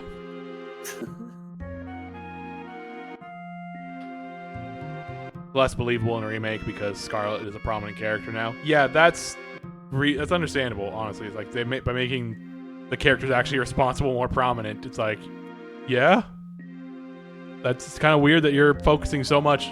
We know the person who did it. Like, please buy something. Anything will do.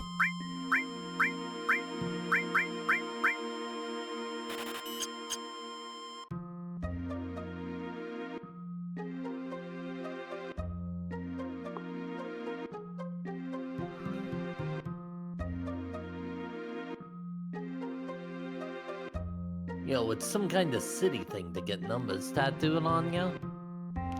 I wouldn't know. Oh, because I also saw some young guy with a big old one on his hand heading for the ropeway. Pretty hip in that black cloak of his. It's funny how much earlier these guys come up in Remake. Like obviously, I mean, obviously they come up. Obviously, technically, we do see the guy who are sick. So Yeah, one of the mods you can thing is much bigger. One of the mods you can turn on is like you can use like sort of pre-beta versions of maps where like that are or changed to make it more clear where to go.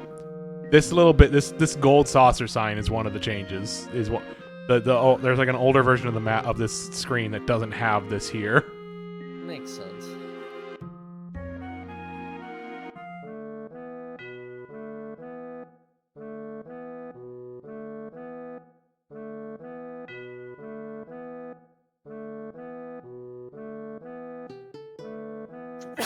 Can you tell us what's going on, Barrett? Excuse me. Gold Gosser. Sorry about all that. Something happened? My hometown used to be around here. Used to be. It ain't no more. Heard it's buried beneath the sand now. Only took 4 years. So why were all those guys laying into you so hard? Because it's my fault. I took away their future and their hope.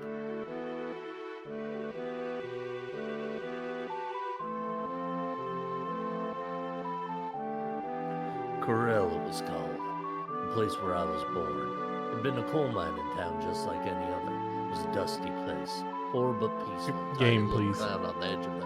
I'd never heard of Mako reactors up till then.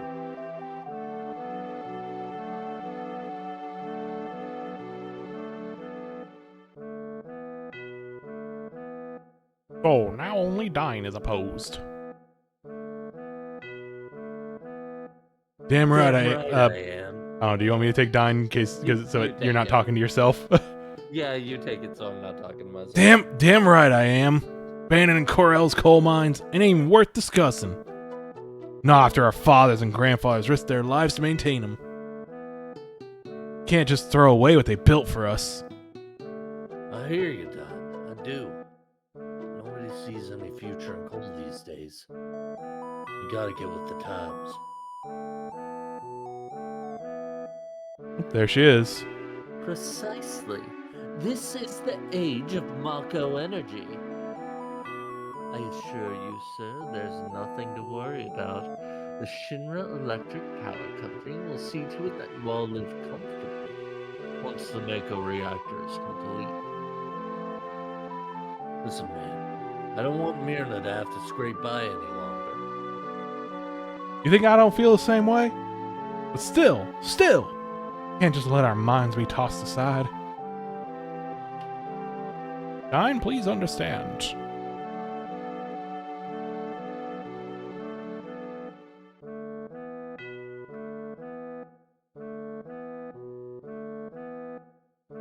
That's how it went. The coral reactor was built and completed. We all dreamed about the good life that was waiting for us. Then one day. Don and I had left the village for a few hours. That's when it happened. Shinra troops showed up and burned Coral to the ground. The villages, our families, everyone gone like that. Mine pub. Mine pub. Shinra troops. Why the hell were they called in? There was an explosion at the reactor. Shinra put the blame on Corel. Said it was the work of the local insurgent group. In Barrett's defense, Scarlet only killed these people fast instead of them dying slow from black lung. Yeah. That's awful. Yeah, it was. But as much as I hated Shinra, I hated myself even more.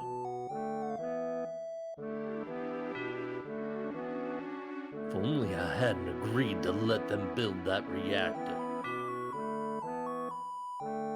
Only I hadn't signed the plans myself. If only I hadn't built the reactor with my own 2 hands. If only I hadn't lugged all the materials for building the reactor up the mountain. If only I hadn't designed and invented Mako reactors. If only I hadn't founded the Shinra Electric Company. If only I hadn't founded Corel in a place where the Shinra Electric Company wanted to build Mako reactors, which I was aware of at the time. If only I hadn't created Mako, the lifeblood of the planet. If only I hadn't created the universe with my own 2 hands and a hammer. If only I hadn't caused the Big Bang with my gun arm. If that I didn't have yet. Given birth to Tetsuya Nomura.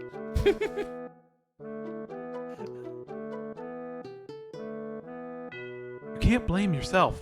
Everyone was fooled by Shinra's promises back then. That's why I'm so damn mad at myself. It's because I fell for this sugar-coated bullshit that Myrna, my wife. If only I hadn't killed my brother Abel and invented sin. Hey, you folks! If you want to go to the Gold Saucer, you should hurry up and board. Barrett and Digo should hang out. This is correct. Free to ride, so don't hesitate. Yeah, let's get on the ropeway. Let's get on. I like this screen just for, like, you don't get to see otherwise, like, just how the Gold Saucer is in the middle of a huge fucking desert. Don was my best friend ever since we was kids.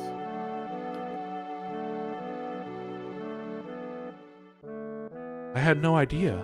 Barrett never said anything about all this.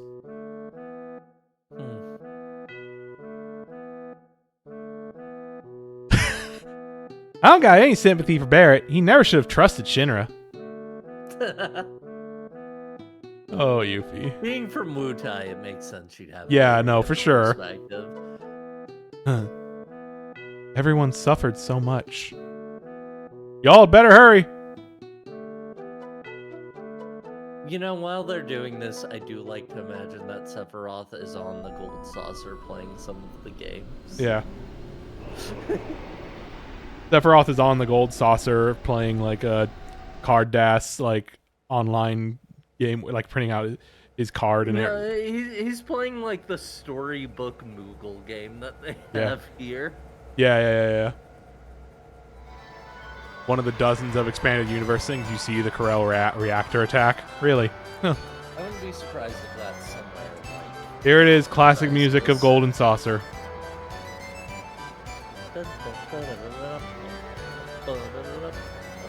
It's so funny to think about, like, this place, the way that kind of this place is somewhat presented in this game compared to, like, it being exactly just the same shape and everything and in 14.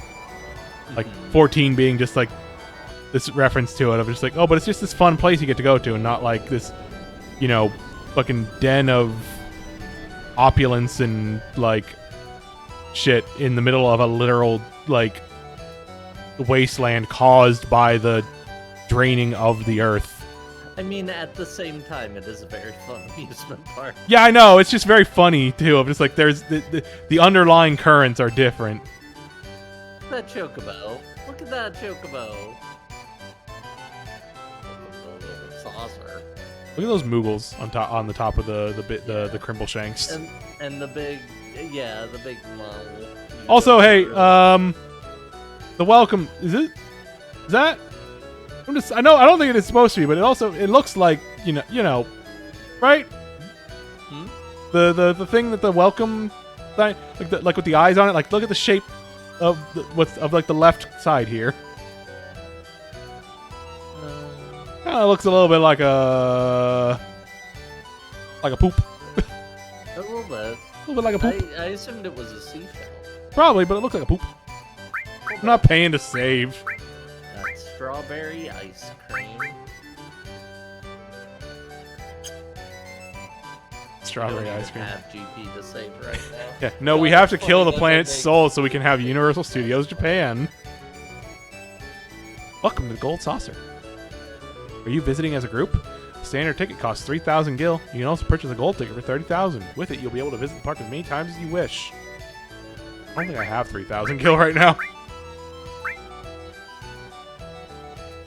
It's gonna go in. It's not. Purchase a ticket first to her ear. Yeah, no, I gotta Yeah, go. we don't have enough gil. We need to go her gil. Because we gotta go grind gil to get into the Gold Saucer. Really funny. That's really funny.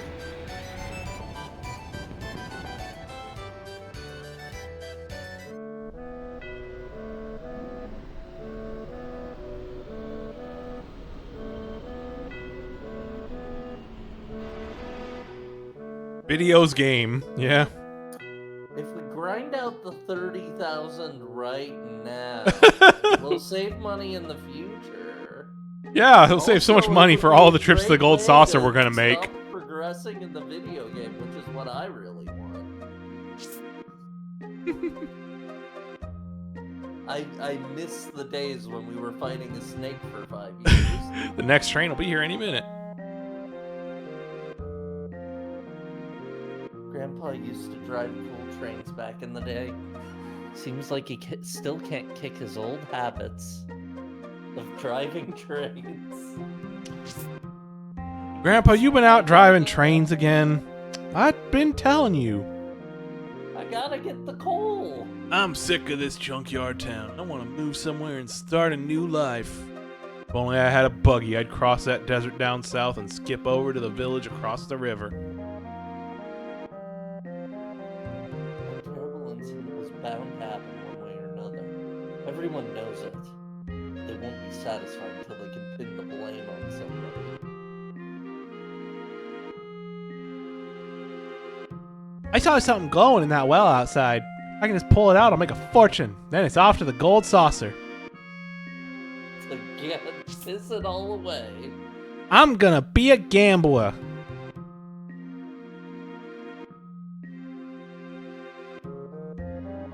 Interact with it. Oh, Might be a different. very possible. Oof. That's a dog. Yay! Wanna play with me? Oh, we supposed to keep living in a town that's lost everything. Screw that damn Mako reactor.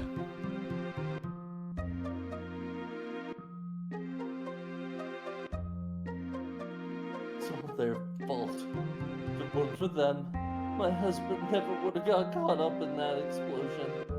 Such a strong man he was.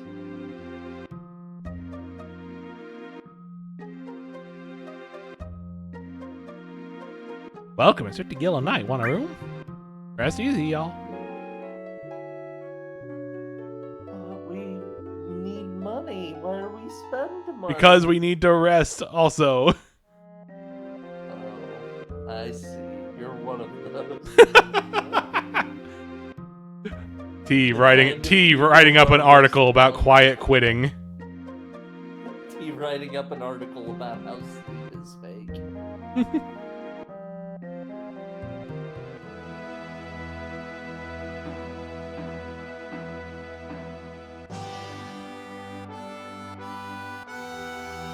There it is.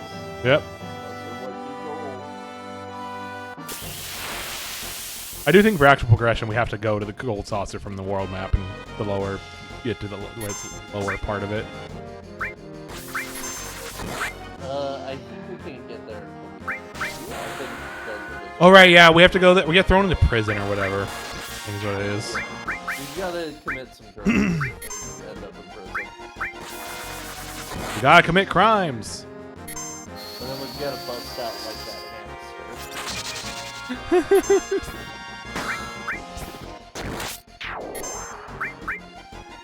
They put that hamster in so many prisons. There was a Mario prison. There was a Mario prison. That hamster was in the Mario prison.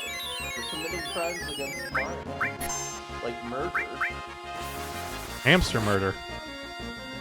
Which is murder when you're a hamster. That you commit while you're a hamster. Yeah.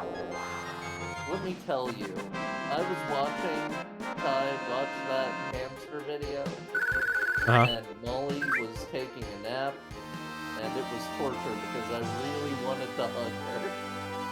Sand, it's shifting. This is bad.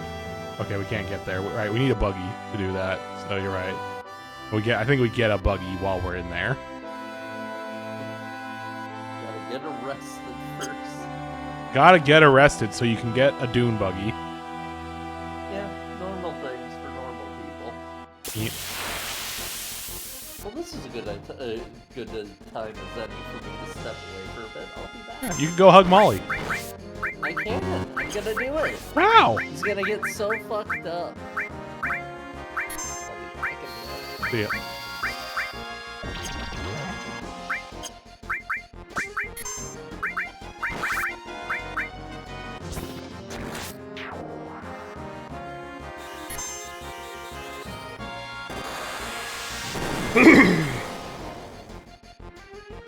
Oh, I didn't do as much damage as I hoped.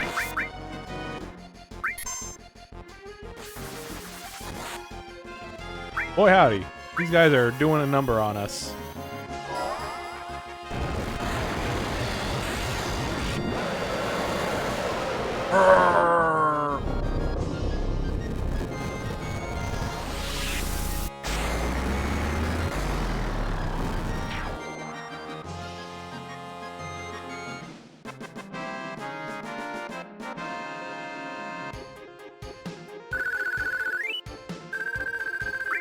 The Raha Nut. Space-time bomb.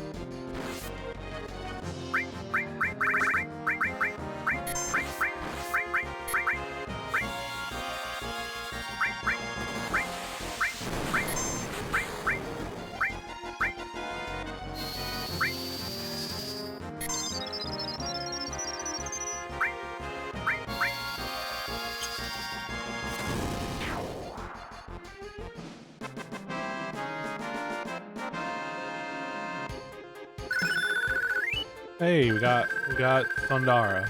Cool. Lightning, whatever it's called in this. Assume it's who knows? I know. I can. Actually.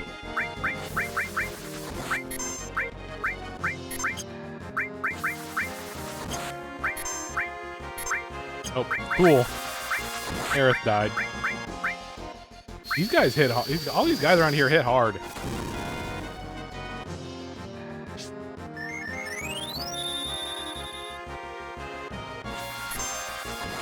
Stop!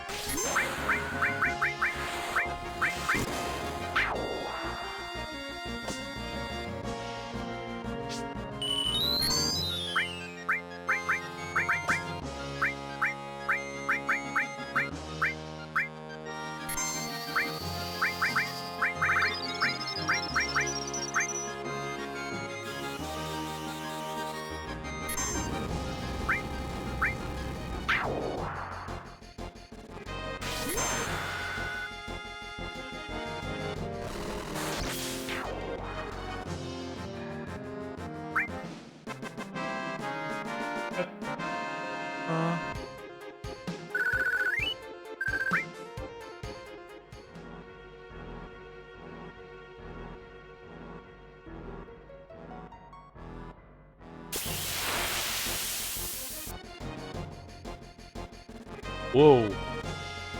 Whoa, get a load of these guys. Joker. Fades.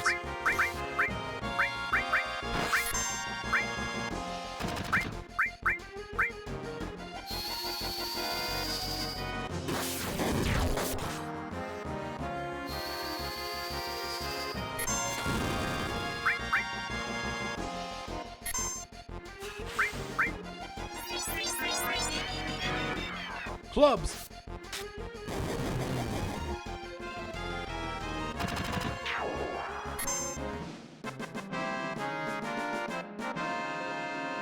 Found the jonkers.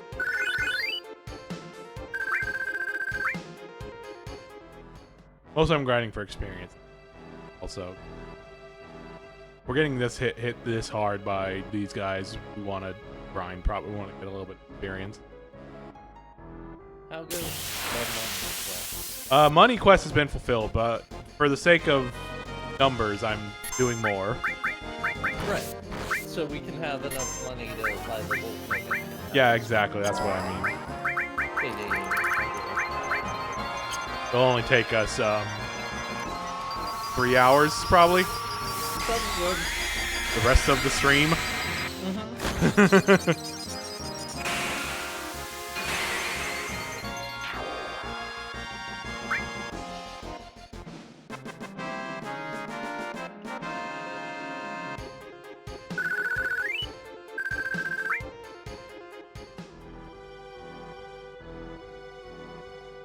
I mean, honestly, I may just do it anyway. Hell yeah. Hell yeah, hell yeah. That's the Mara I know, the one who vacuumed an entire room in Luigi's Mansion 3 with sand. Oh, hey, you're here for the jonkers. I look for jumpers. Yeah, we saw these guys earlier. Joker! Uh-oh.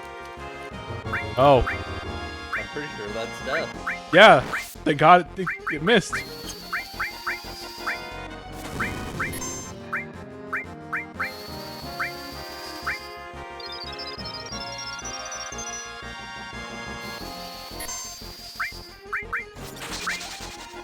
Nice.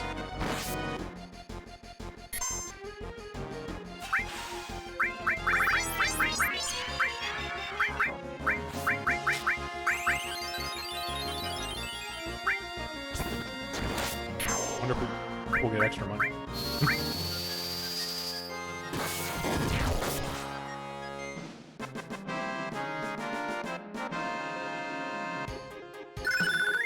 Hey. I don't know if that was more money than we got the previous time they showed up.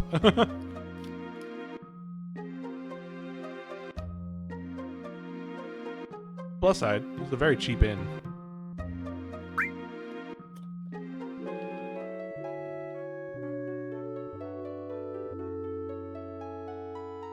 Hope everyone's doing all right tonight. Hope everyone's been having a relatively easy holiday time.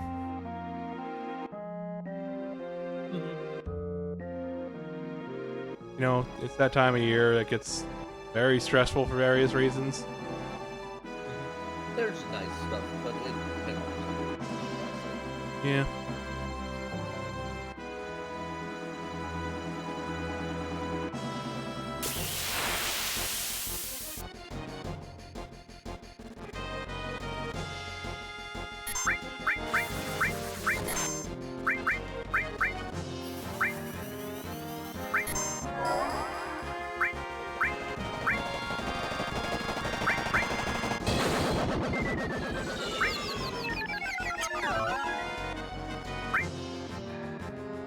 What do we steal anything?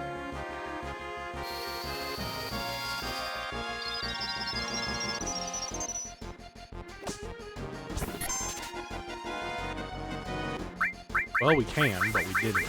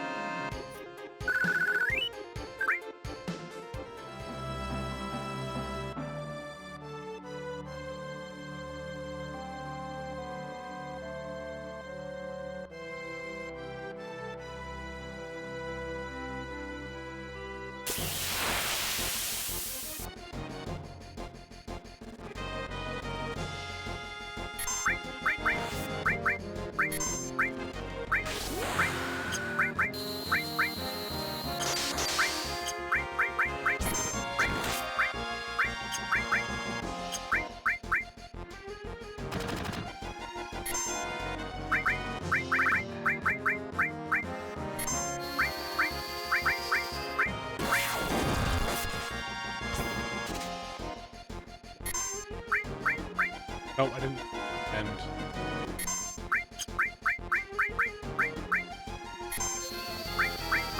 Defending from the absolute nothing this guy's doing. yep, He can't do much when he's silenced. or stopped.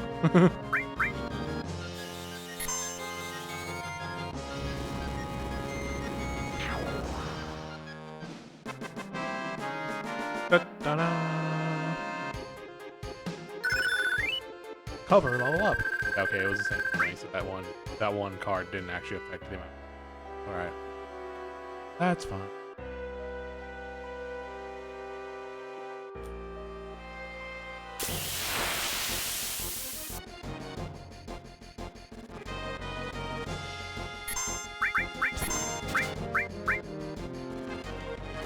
FaceTime bomb. I wonder if they retranslated Cloud's fourth limit break. We should be getting it. Yeah.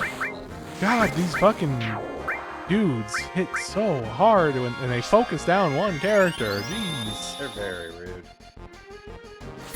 Stop! Stop it!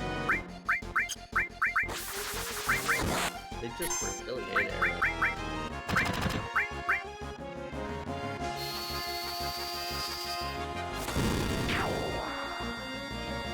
We would like to see that she gets no XP.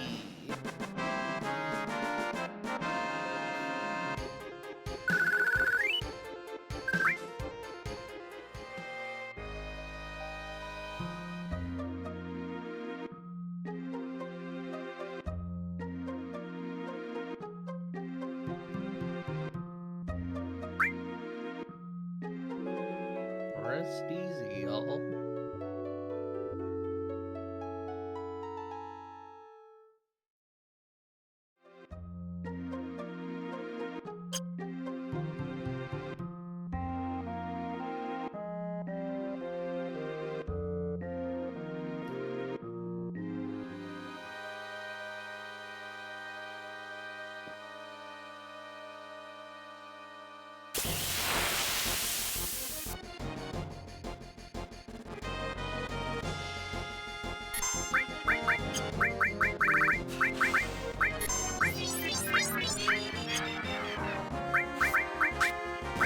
Clubs. He just hits you with clubs.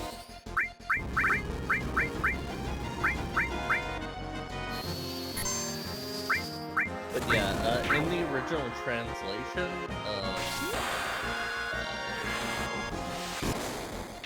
Cloud's fourth limit break is called Plum Hazard.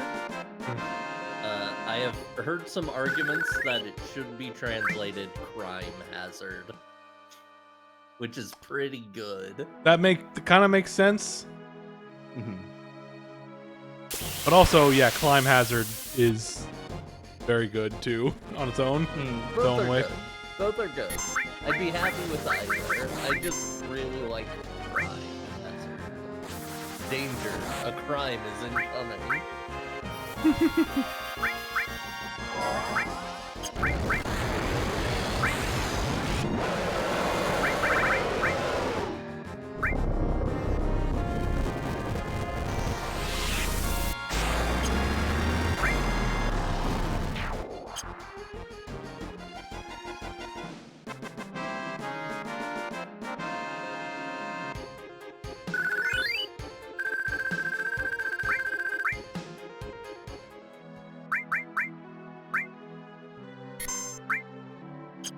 Oh, wow. Spells, magic, cure.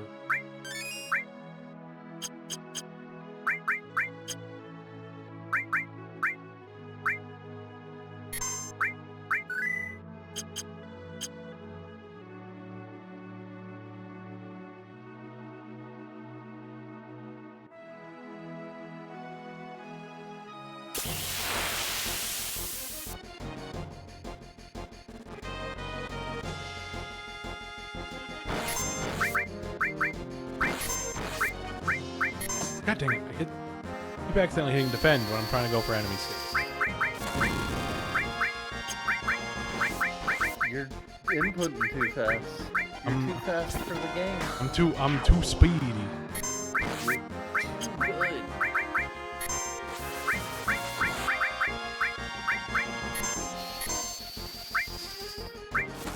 I'm just sitting here talking to the game like, haha, you're too slow. Man, Red 13 has some of my favorite limit break names. Yeah. The second one is called Lunatic Eye, and that's just... That's pretty good, yeah.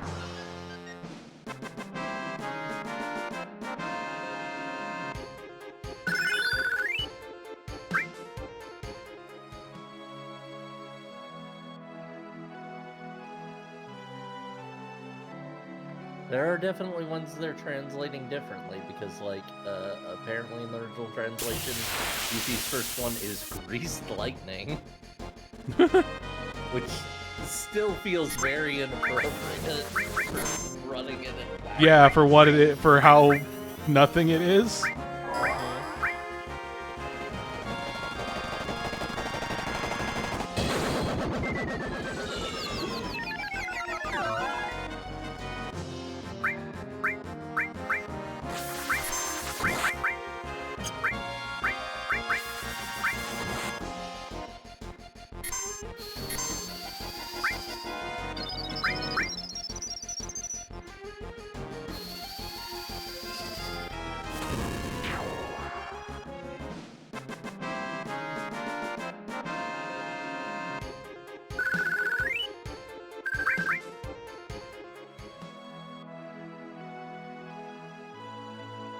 Oh, we're a third of the way there.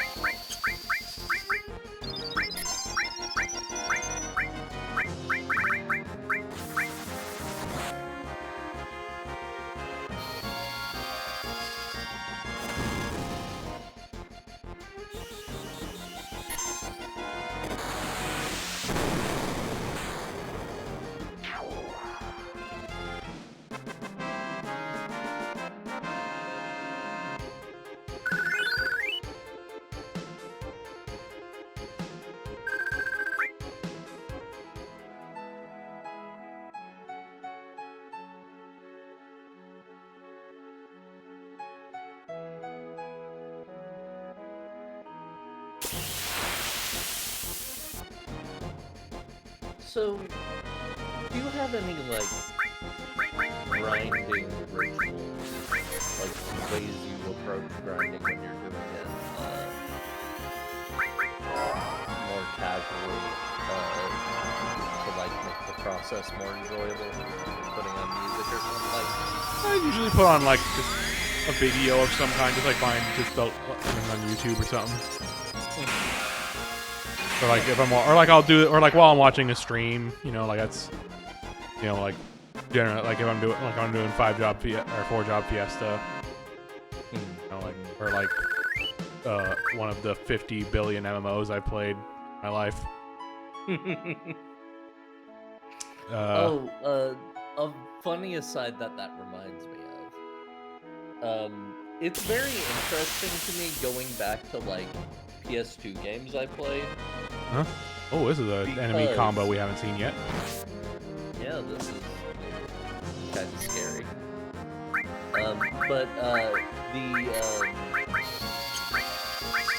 When I played games back in the day, it would be on a very small set, and also sometimes not taking a lot. Right. So, going back to a lot of games, especially from like the PS2 in our household, it is a process of finding out, oh, that's what this game sounds like. Yeah. I don't know what a lot of games sound like, even though I've played the hell out of them. Yeah. Yeah. I definitely know see how that could happen because like I remember I always got kind of whenever we had people, I always kind of got in trouble for playing my Game Boy when other people were in the car and having the music up too loud because I wanted to listen to it. I've always wanted like I I was an only child until I was set of headphones because you'd only be using them for the Game Boy anyway. So yeah. Also, like until I was 11, I was an only child, so it's just like I was used to having my own space and just not having to worry about that. Yeah, I could definitely see how that happens. I was just like, you just can't hear. You don't get to hear the game. I was like, whatever. It's a game. You're playing it. What are you talking? It's not. Yeah. You don't need to hear nothing. You're just pushing the buttons. How games work. It was a very funny thing. Yeah. It was also just like I had so many of those cheap ass TVs. I don't know what deal my dad got to get those. They were like these tiny, like I want to say almost like 10-inch screens. I want to hear this. With built-in DVD players. Oh geez, yeah, that kind. And, Yeah. Really cheapo ass tiny thing. I had the TV that I had for myself for the longest time was a TV with like big, where it was just like you had 0, 1, 2, 3, 4, 5, 6, 7, 8, 9, but a row of buttons on the top of it. That kind of TV. Yeah. Like that was like not like obviously it was a color TV. It was just like it was definitely like late 80s, early 90s ass TV that. I don't know if I ever had a remote for it.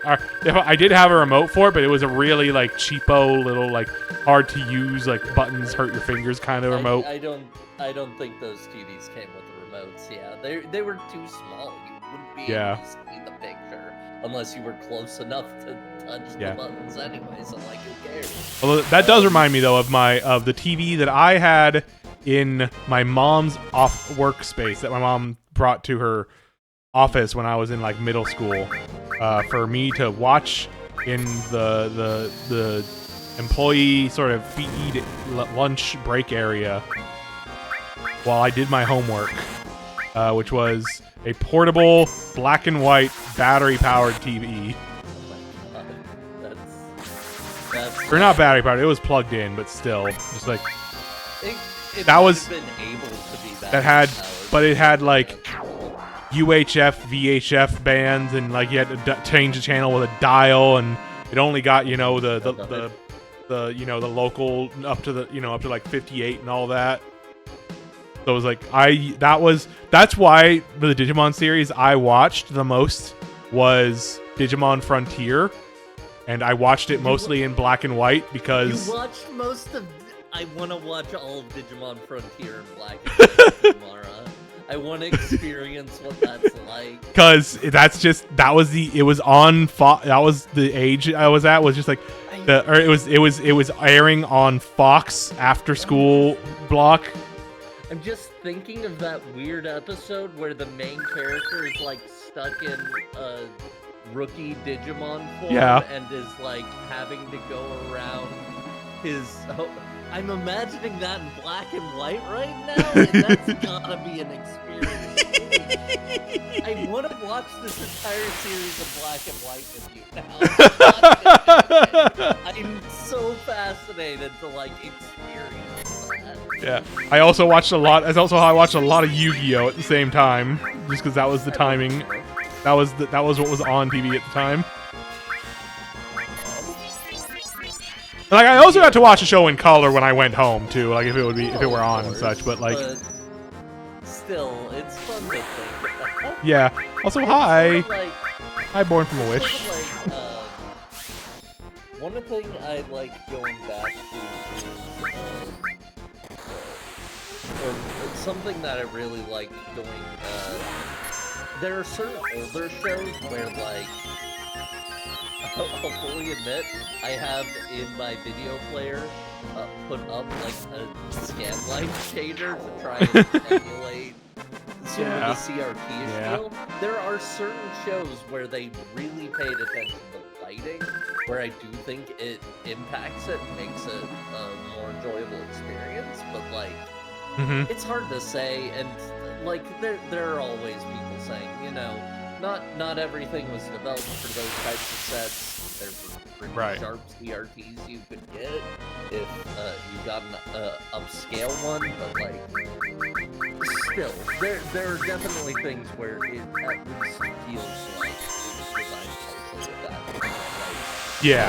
the Yeah. two that come to mind, this is two weird examples. Legend of the Galactic Heroes. Oh man. And Kamen Rider Black. Mm-hmm. The first few episodes of Kamen Rider Black look amazing with the scanline filter. My friend Gord, she would be so mad at me for saying that. Oh my goodness. She is a videophile, somebody who cares very deeply about encoding and video quality. And the thing is also, it's worth saying, a lot of scanline filters aren't fair.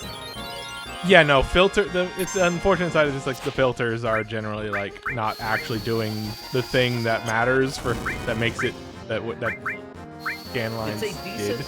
It's a decent enough emulation to get the effect, in my opinion, but, like, that is the opinion of somebody who has not touched a CRT. Yeah, like, I'll admit, sometimes, there are certain times where I played, like, modern, like, re-release, remaster of an old pixel game, and they have one of those filters, and we're like, turn it on and play with this. This is alright, it's fine.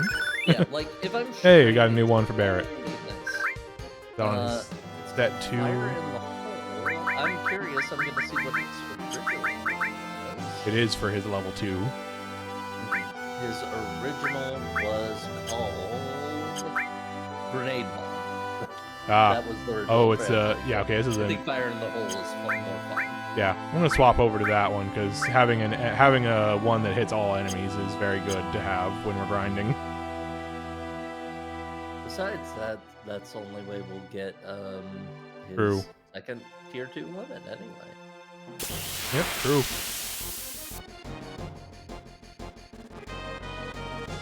So this arrangement only seems to show up in back attacks. It's very interesting. That's very cool.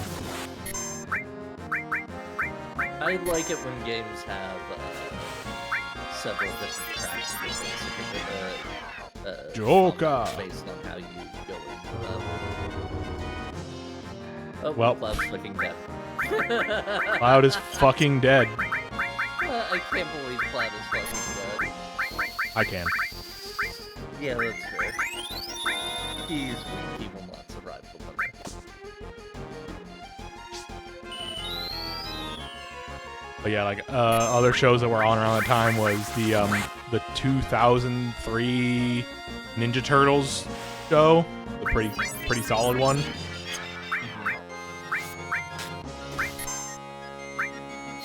That was also something that would be on sometimes. That one would be pretty interesting.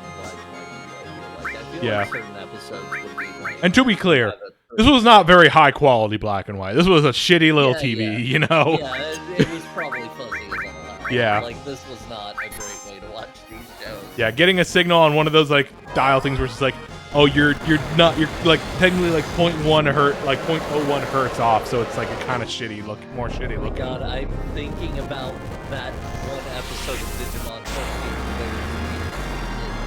where he's like trapped and like his life, he's seeing his life from the outside, and it's like weirdly melancholy. And I'm imagining that on a shitty TV that's in black and white, and it's being regularly interrupted with static. That's so creepy. That's so scary.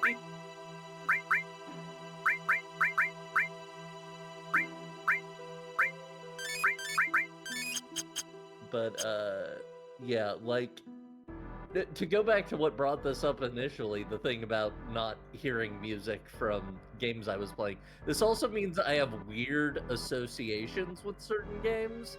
I don't think of MapleStory's soundtrack when I think of MapleStory. I think of the Strokes, because my brother was listening to the Strokes a lot at the time. Yeah, that makes sense. Back when I played MapleStory as a kid, and I found like a guild that I joined online, just some random strangers online that I played with. They introduced me to like Maple Radio as like a website to while we were playing and grinding, and I remember like that's why for me MapleStory grinding is associated with "Believe Me, Marie, I like it loud." Because that song came up a lot on that radio station. I didn't know Maple Radio was a thing, but I love that. Yeah, there were like a couple different like radio station like websites for like that. But yeah, it was just a website, you know, by some MapleStory players who are just like, yeah, here's a sort of a music station that we've created for everyone, for people to listen to, and then you know you can play MapleStory and just feel like, oh yeah, you hear this song, yeah, you know, like it was cute. Yeah, that's pretty cool. This was back in the day, like back before they did the redo. So like that was back when MapleStory was a grindy game. It was super grindy. I never got to second job. Yeah, I was like get first job, grind for a while, and eventually like yeah, I don't think I ever got past. I think I got to like the second job advancement once on a character. Really wanted to play a dragoon at some point. Yeah, or like an assassin.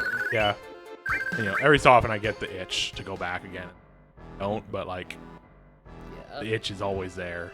It's real tough, especially when if a server starts doing well, next one will blow the fuck up.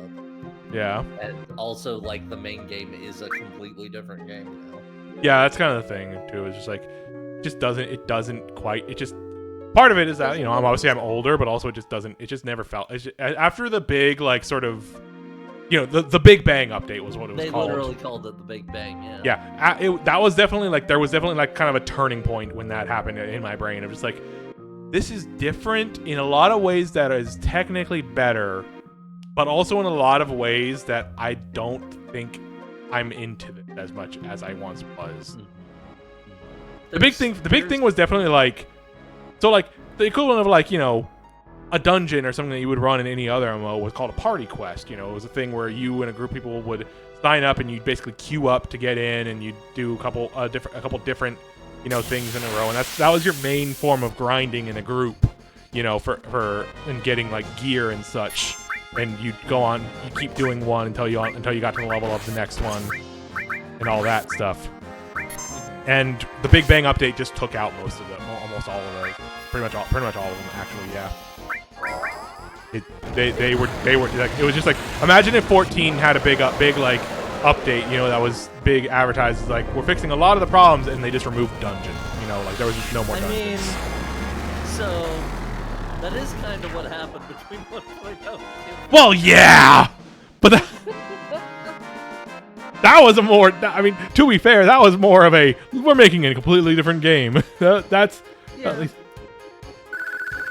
But like, Saraha yeah, nut. It is an interesting. What even is a Saraha nut? Like, what is that? It is a really hard sort of intangible to put your finger on. I will say part of the reason I've been so obsessed with Atlas as a game is it hits that same note. Yeah. For me, yeah. And I don't know how or why. But well, part of it is that I think it's very directly inspired by MapleStory in that.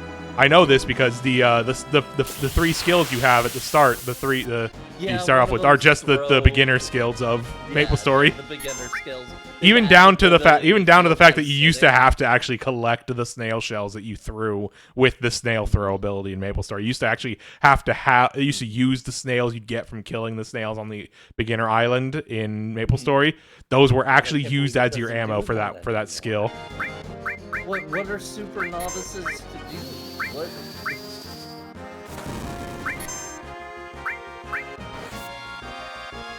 If you're not grinding for snail shells, what are you doing as a Yeah.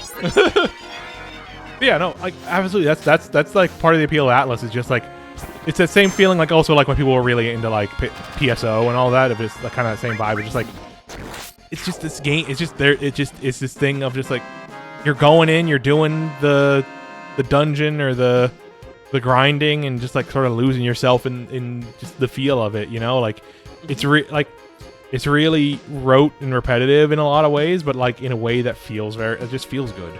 It does. It scratches an itch.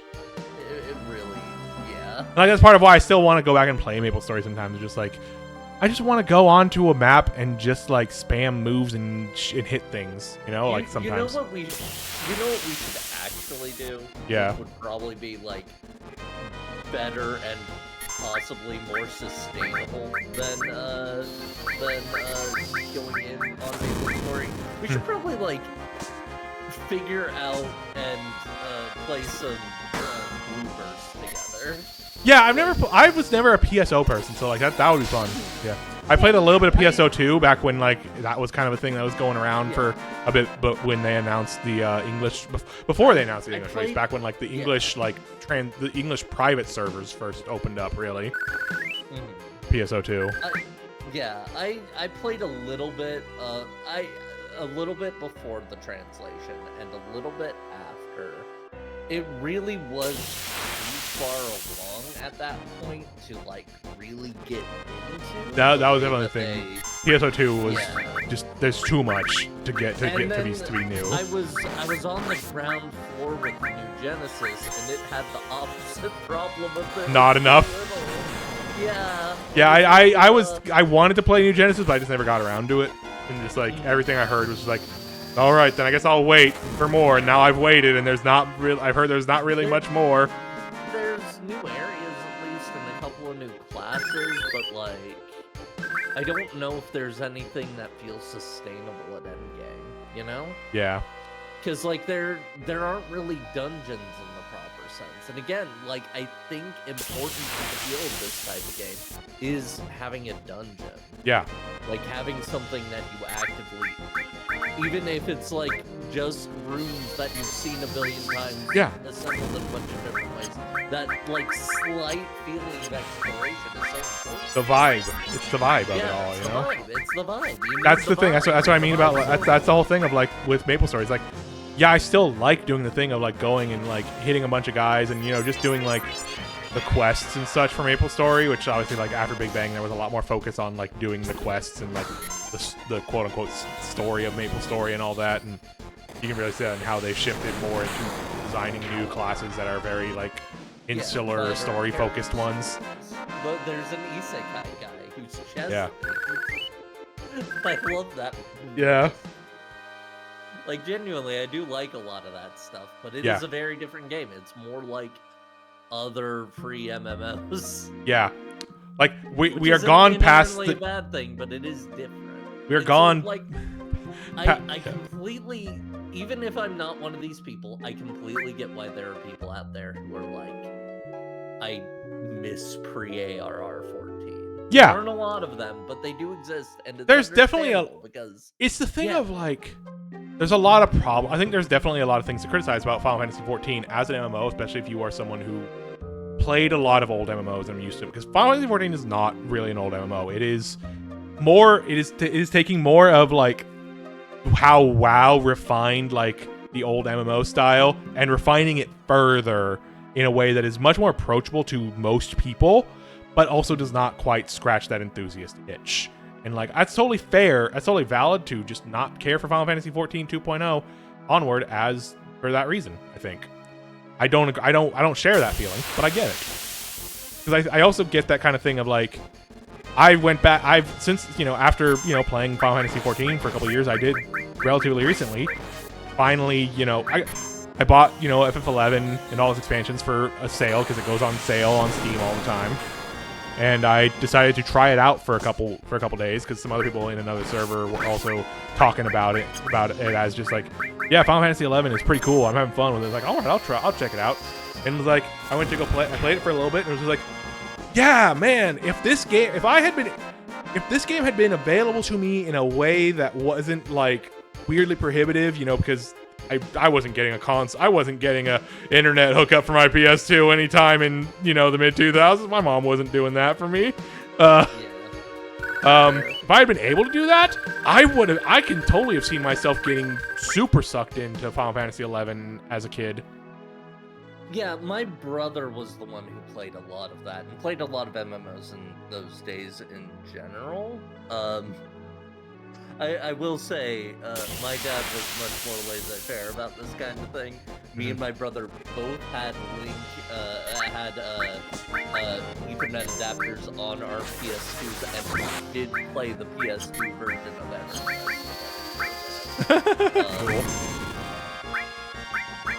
But like, my brother was always the one who was bigger into MMOs in those days. I would watch him play them sometimes, but I didn't generally get super deep into them myself. But let me tell you, the vibes of 11 at the time, just in general, were nothing matched. One, like, graphically it was beautiful because it had a very unique art style. Like, it was relatively simple graphics even for the time because it needed to be running online, but still. Yeah. Just the play online UI. The play online kind of whips ass. I love play online. So much ass. Play online has a whole fucking OST and it's full of bangers. You could just play Triple Triad in it if you didn't feel like playing the MMO today. Yeah. And then the MMO had like interesting, mysterious things. Like I specifically remember watching my brother unlock Blue Mage and how wild that was. Yeah. Because, like, it involves you getting kidnapped. Yeah. That's the thing. It's like it's the thing of just like, yeah, having the more structured nature of 14 and is like, you can definitely see it, and like, there's not a reason in 14 to wander around the world attacking, like fighting, getting into fights. There's not really a point to it in 14. At least not in ARR onward. I don't know about how 1.0 was. Probably a little different, but 1.0 that did matter. Yeah, from what I understand, and that's definitely like part of, like, it definitely feels a little bit like the relationship that the player base of Final Fantasy 14 currently has to the maps, the area maps, is different than one has with other games. Which is like, the map is a pretty aesthetic, and you know, I like looking at it, or like, you know, it's got cool. It informs. It does depict the world. It depicts the world, and I appreciate it for that. But like, I'm not really compelled to explore it that much. I'll like sometimes go around using GPOs to take photos of landscapes. I haven't done that for Dawn Trail yet. Yeah. But it is a thing where like there are things to find on the map if you're the type of person who care about that. Yeah. But by and large, nothing about the game other than very ancillary mechanics that can be easily ignored by most of the player base cause you to want to go to different places on the map anyway. And usually, if you're doing one of those ancillary things, you're heading straight to your goal. You're doing the thing. Like, there isn't really anything that asks you to spend a lot of time in a place except like gathering, I guess. Yeah. And even then, you're generally in pretty tight sectors, so yeah. It's definitely something that I do think it would be nice if the game could do more about it, but at the same time, the design's so streamlined, I wouldn't really want them to fuck with it too much. Yeah, no, like I don't expect them to, and I don't really want them to. For Yeah. 14 as it is, just isn't that kind of game, and that's fine. Mhm. I think is my opinion. I think that's totally fine, and I like. Obviously, I love 14. I love 14 as it is, regardless. Mhm. It's definitely the thing of like I remember. I think of like a thing that really kind of stoked my interest in MMOs a couple years back. Like I was always kind of interested in MMOs since like my cousin, since like I was younger, my cousin got into WoW, and I was all like, "Oh, this is cool. I'm kind of into this." Or like I had heard about WoW while watching G4, and like I was like, "This is kind of cool. This seems kind of neat. I kind of like, like fantasy stuff, and like I kind of want to check this out." But it's like getting my mom to like, buy a game and also get a subscription for it, was not something I was just gonna be able to do when I wasn't gonna, I just didn't click in my, I never really had the follow through to just do like, I'll do, X chores all the time to pay for it. And it's like, I didn't keep up with that kind of stuff. That's not how my brain works.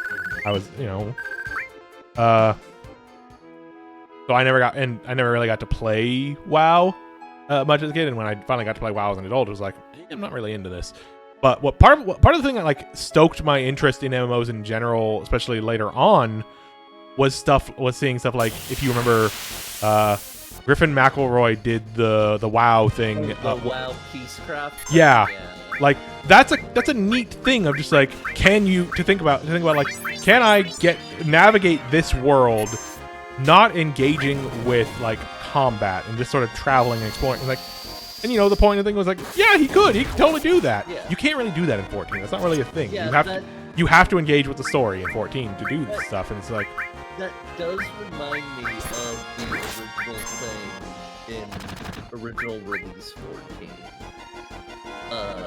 where like a big part of original 14's design was if you want to play this entire game as a crafter gatherer, you can fucking do that. So, like, not only did it have things like, you had an NPC that you could summon to do fights for you. It was like a very important mechanic that you had a summonable NPC, and you could, they could be relied on to take care of fights in your stead. Yeah. But on top of that, there was the whole parlay system. Yeah. A mini game for negotiation, so you could avoid combat. Yeah. In an MMO, it's insane. It's very cool to hear about. It is a cool idea. You can see why it didn't work. Yeah. Like writing around that for one, making the story work when your main character is not necessarily a combatant. Yeah.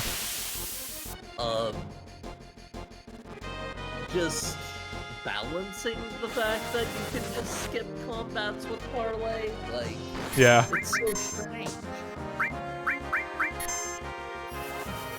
I also think of like, I also think of like the thing of like when I was playing a little bit of 11 and thinking about like, okay, looking up on like a wiki, okay, what do I got to do X, Y, or to do this thing? And it's like, okay, I got to get to here. How do I get to here? Well, I got to go through this area that's full of things that are kind of tougher than what I'm able to deal with. But like, I still kind of got to do this in order to get to where I'm trying to go to. And it's like, I'm not necessarily going to get myself to the point where I can deal with stuff if I don't do this.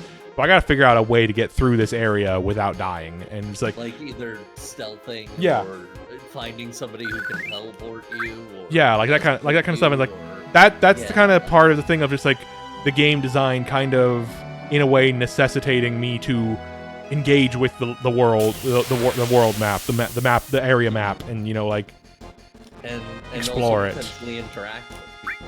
Yeah. It's interesting.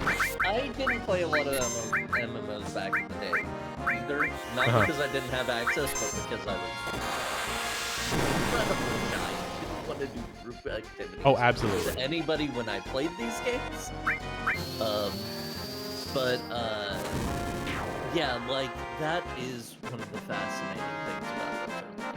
The other thing I was going to say that I'm going to bring up now, I was also a kid who was very into fantasy, very into stuff like that.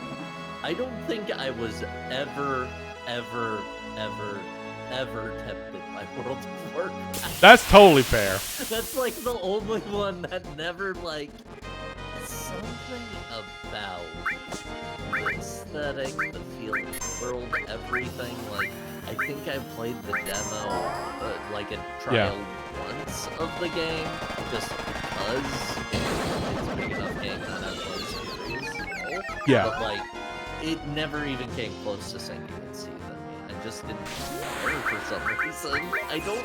It's not a brag. It's not anything like that. No, I get it. It's not me trying to act like I'm above. Think you're better than me? It just, yeah. I don't get it. I don't get why nothing about it really. WoW absolutely has a specific aesthetic that I can see just not appealing. I can just not appeal to somebody. Like even like no matter what, you know, it's just like WoW definitely has like its own unique look to it. That is.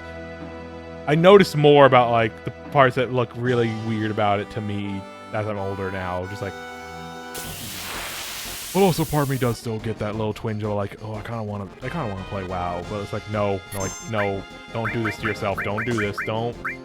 None in this day and age. Not anymore. Not that I am. Not in this day and age where I am more aware of the ways in which Blizzard sucks and also the writing of WoW sucks.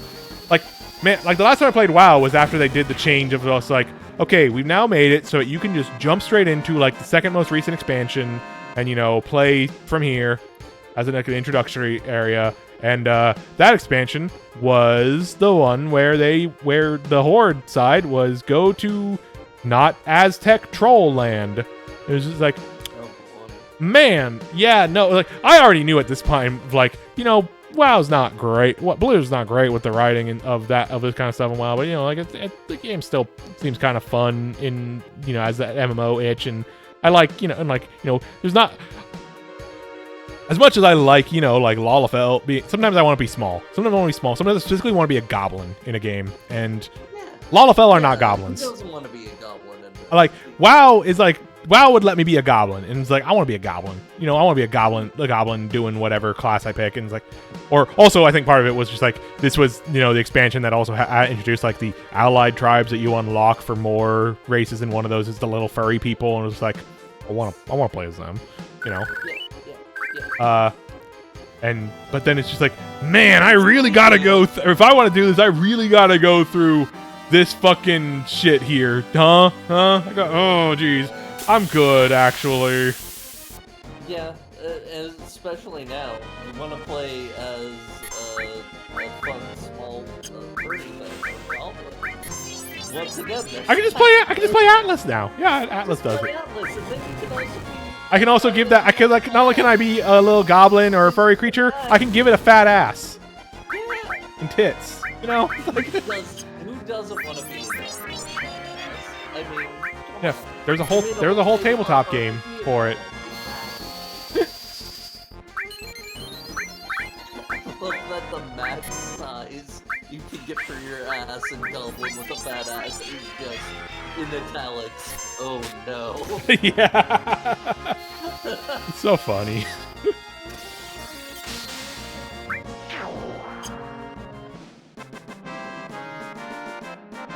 Yeah, Atlas just hits a lot. Yeah. Surprisingly well.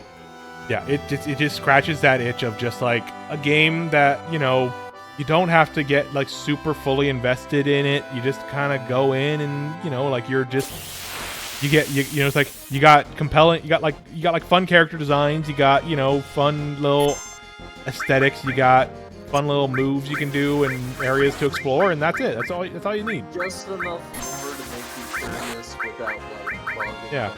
You got some boss fights, you got some dungeons. Boss fights, dungeons, sometimes these boss fights have moves that all kill you one hit because you Yeah. yeah. Yeah. That's how you play games like this? Yeah. That's just how you play them. Yeah. Apparently there was a stat cap based on the level of your weapon. I didn't know this. They instead your weapons get infinitely. Cool. So, that's good. Yeah. I wouldn't want to have to figure out the like exact vitality should be invested in formula. I'm just gonna play this like I do every other game like this. I put all of my points in my attacks. That's how you do it. That's literally how every single one of them works. Like PSO, Maple Story, all of them. Yep. You find a way to put as many points in your attacks. Yeah. There was a time in Maple Story where like you had to like, you know, you had to actually know like, okay, what are the stats I need to put points into for this job? What are the 2 stats I need to put points into for this job? And now it's after the Big Bang update and such. It's it's more the game just sort of tells you now. It's like put the points here.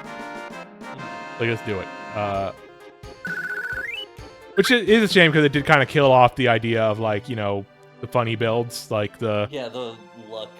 Yeah. The luck bandit. Luck bandit and or strength bandit or stuff like that. Which is always those were always fun.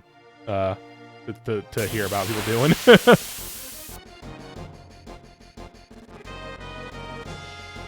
Yeah, it's like I could see myself still someday just kind of going like, I'll download Maple Story and play for a little bit, but like I don't think I'll ever try WoW again in my life. Yeah. I mean, WoW's never not going to be some. This is another big thing about not wanting to try it again. Like, I already shouldn't be like I already have paid more of my 14 sub than I really should have. Sometimes I've had times where I just don't play enough to justify it, but it's like I'm not gonna add another one onto it.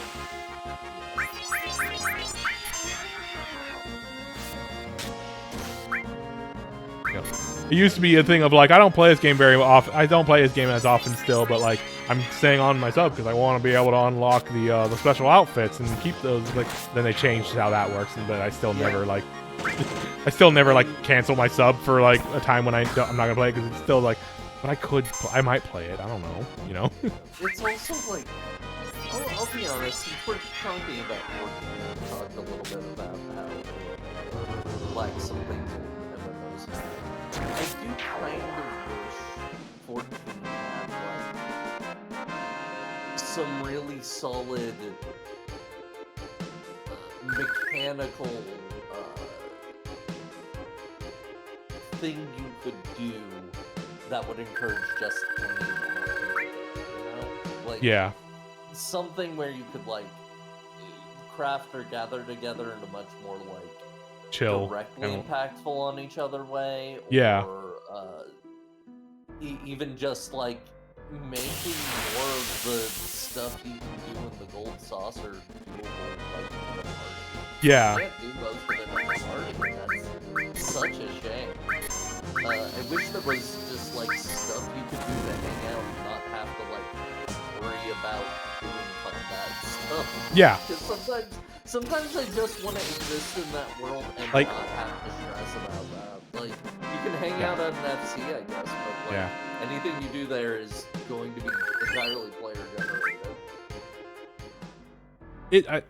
The thing about games to play together, something I don't know. Yeah, like I think about stuff like that, or just like just sort of stuff to do that is just like I think about the fact that like what game is still big right now, still pretty big right now, and like especially with like Twitch and such. What? RuneScape. Oh. RuneScape, which is just like the most like just you can just kind of do whatever and just kind of grind away at anything you kind of want in that game and. Like it scratches that kind of itch of just like like you can just sort of there's all kinds of stuff to just be doing in RuneScape. It's just like it's a world of endless delights as long as those delights are. Yeah. It was a thing of like I played RuneScape around the same time I was playing Maple Story, but I stopped playing I stopped playing RuneScape because at one point my mom decided that she would pay for a premium sub for RuneScape, which expanded the amount of RuneScape you had available to you by like a huge magnitude. There was so much more RuneScape if you paid for it than there was if you didn't.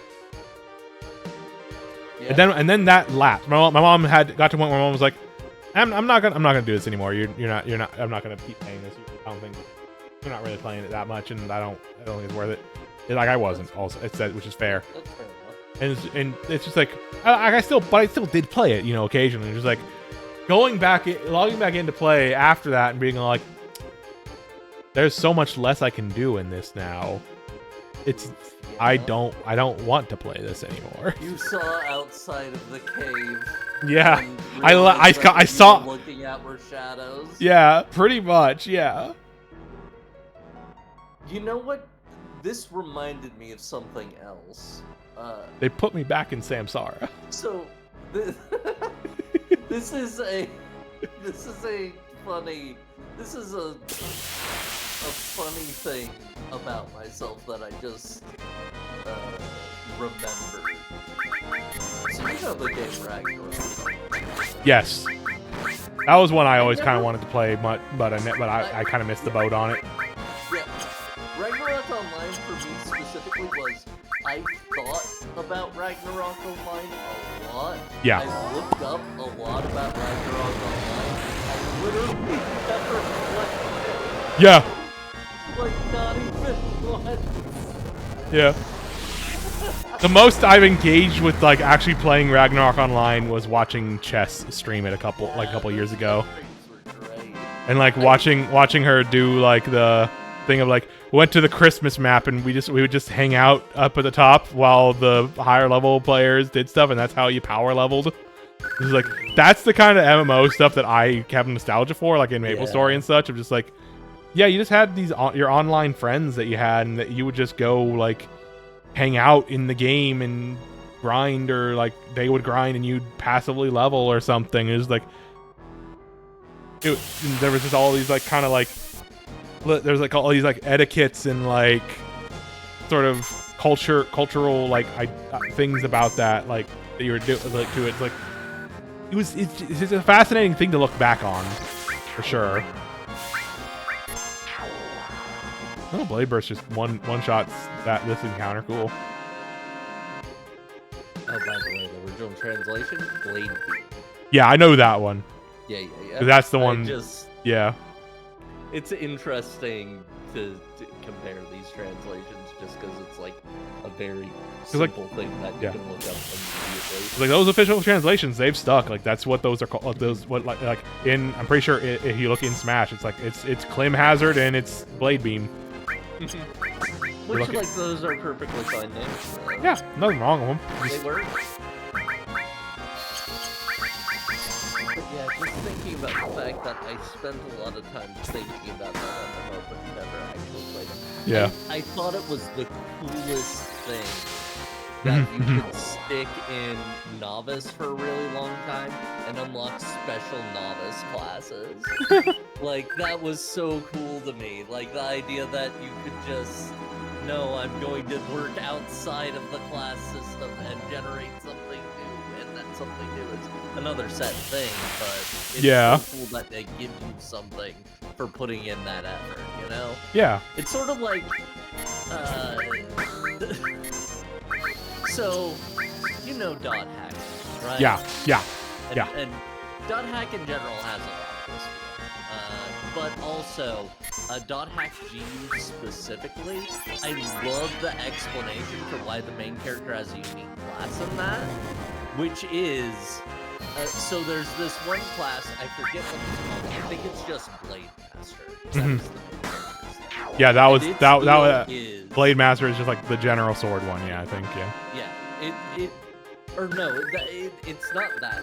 It's like Weapons Master or something. Oh, okay. The idea behind the class is this class can use 3 different weapons, and you choose it at character creation, but you only unlock the weapons as you level. The thing about it is, nobody in the MMO plays the class because it takes way too long to grind and the benefits aren't worth it. And the main character is absolutely the only person insane enough to do that. That's great. That's the reason he's the only one with that. Yeah. It's a very funny way of explaining it. And yeah, there were some weird MMOs during that age where that would absolutely be a thing of like Yeah. Use this weird build. There's... It takes a Yeah. lot of time to put into it. The benefits are marginal. Like- so like some real dedicated maniacs will go for it, but otherwise no, people don't touch that because it's out of scope. Like, that is kind of the thing of like MMOs of that time, also of like that era of MMOs, like, you know, Maple Story and Final Fantasy, especially like with Final Fantasy, or like less with Maple Story now, but like with Final Fantasy, or even then, but like with like Final Fantasy 11 or like EverQuest or such, of just like, these were online games obviously, but the internet was not like what it was now. It was like, it was still like you were you know going on forums and talking to people talk about stuff. It was all sort of this idea of like, you learned about these things because people talked about them. It's like these things were like more or less kept secret from you within the game itself. It was like data mining was less of a thing. Yeah, like it was just the thing of just like this feeling of like there's just secret shit going on in this game. Like Blue Mage is like like you mentioned, Blue Mage in FF11 is just like when you're playing FF11 during the time when FF11 was like the main MMO, like the main Final Fantasy game, the most recent Final Fantasy game or whatever, and like it was just when it was in its heyday, stuff like that was just like that you heard about that from like your friend at school, or you read about it in a magazine or something. It's just like that's like that kind of stuff is just like the thing of like the game isn't going to point you at that, but like the way that becoming a Jedi worked in the original version of Star Wars Galaxy. Right, yeah. You had to, when you created your character, there was a random check to see if they were force sensitive or not. You could check it with a chat command, but other than that, you wouldn't know. And you had to be force sensitive to even become a Jedi. And then you had to find the trainer out there in the world somewhere. And it's just...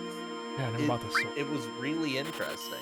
I think I brought. I did buy this sword for Cloud. Damn it, I'm stupid. No, it's fine. We get to spend more time grinding.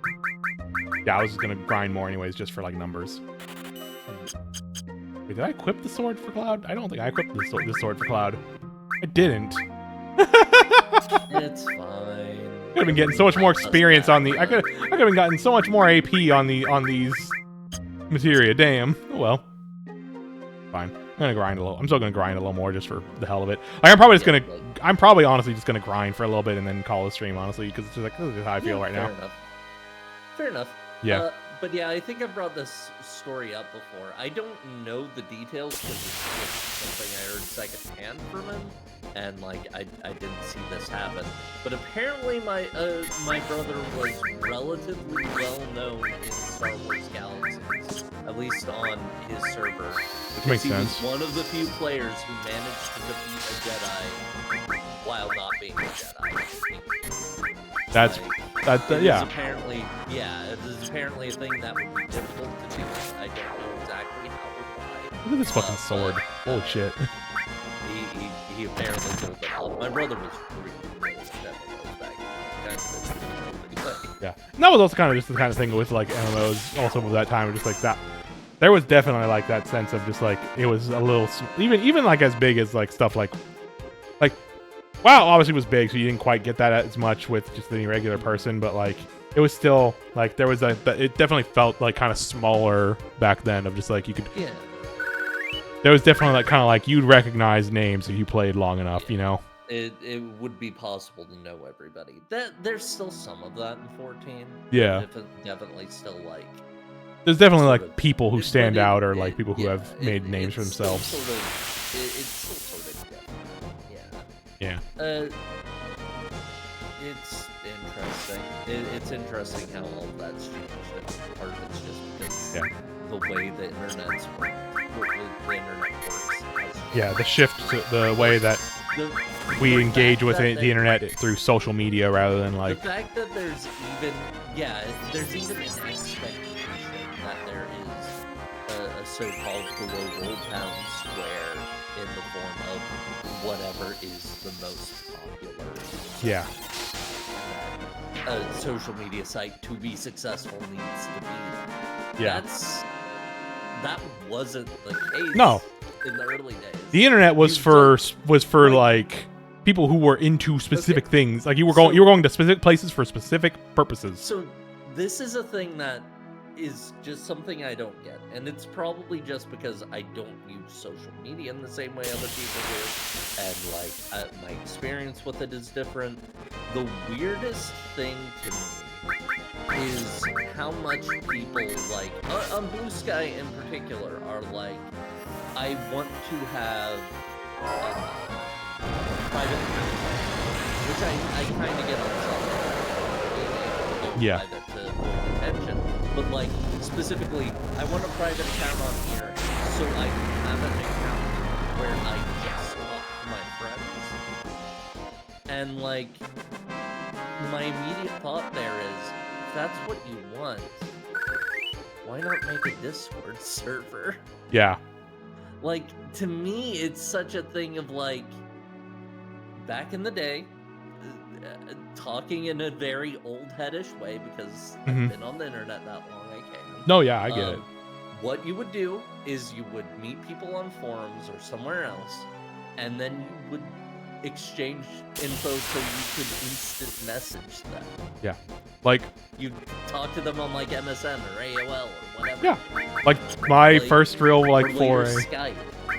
Yeah, like, my first real foray into, like, finding community and doing stuff on the internet, like, you know, real, not like my first, but, like, the one where I got was playing on Guy Online, and eventually that led to, like, hey, let's add each other on AIM, you know? And we'd talk on AIM. Exactly. Like, that,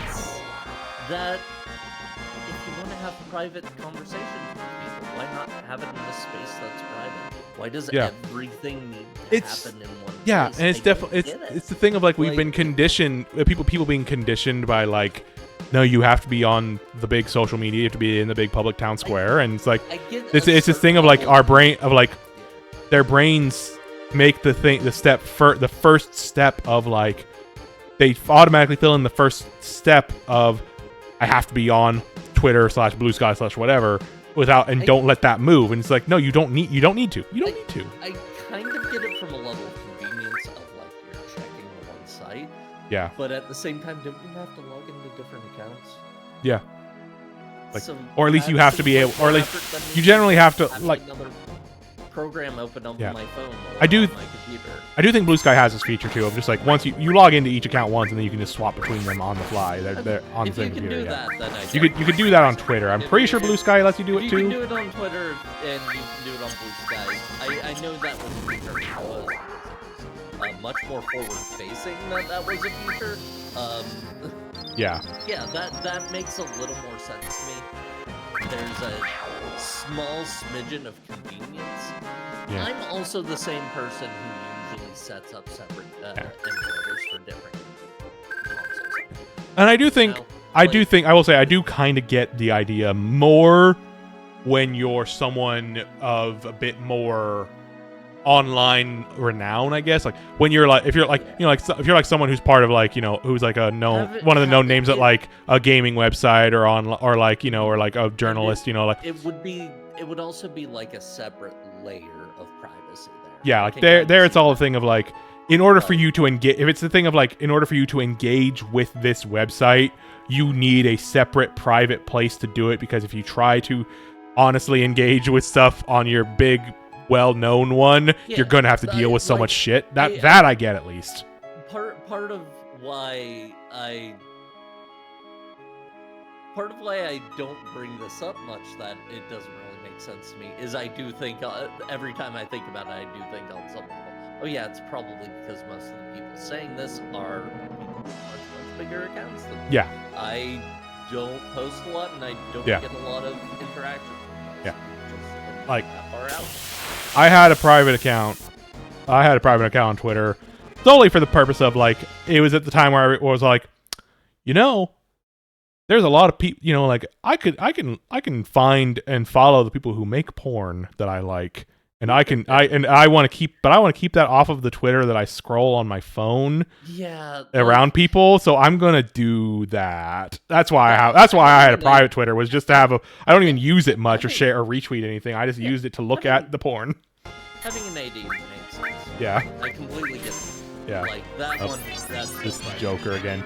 I have those things separate. You call it. Well, I was gonna say you can actually see if the camera pans around behind them, you can actually see the design before it flips a little bit. You can't always tell exactly which one it is, but also hi Red. We're just kind of grinding. We've already done all the grinding we need to do for what we're doing, but we've gotten so into talking about like MMOs and such that we're kind of I'm just kind of doing this now. It's just kind of vibe hours. Yeah, like I entirely get ADs, especially because I just stop making your followers. Yeah. Like, people can get real weird about that, and I always worry. Yeah. I definitely have followed some stuff that is a little saucy at this point. Because I'm tired of worrying about it too much, and most people aren't going to click on that and scroll through it. If they do and find out I'm into some weird stuff, then whatever, I'm gonna fucking deal with it. Yeah, sorry. Game audio is a little. Yeah, I've been wondering if the game audio is kind of fucked up. This game's audio is kind of weird like that. Yeah. Here, I'll turn Discord up a bit. And I'll start screaming. Ah! Ah! Ah! But yeah, no, there's definitely just the thing of like, because I said, you know, Guy Online was, the first one where I really got into like a community and like hanging out with people and such, you know, like specifically role playing was why I used Guy Online. Yeah. But I can think of my first actual real foray into online space was a Legend of Zelda forum. That was my place, and it's like, you know what? That's better than mine. Oh no. Because like my I would say the first place I really staked a place out and didn't just like poke at it. Like I poked at the Game FAQs forums a little bit, the Neopets forums a little bit, Guy Online a little bit. The first place I really staked out a place for myself for a bit was the forums for the Spoonie experiment. Oh. So an old fucking real like. I'll still maintain he wasn't one of the worst at the time. No, yeah, I get it. Not the best either, but like. Yeah, but I get still, that is kind of where I first met a lot of friends that like carried over to other things, and like, I think I don't remember if I directly or indirectly met like one of my best friends ever, Gord. I met her through that, and we've been friends ever since. I have other friends from that time that I've drifted apart with for various reasons. Yeah. But you know, that's how it goes. Yeah. Sometimes your relationship with people's change. Oh, Legendary Frog. That's a good one. Yeah, that's a classic. That's rad. Yeah, like I think about like the fact that like the majority of my current relationships that are like the strongest friendships I've ever had in general, you know, especially you know this one right here.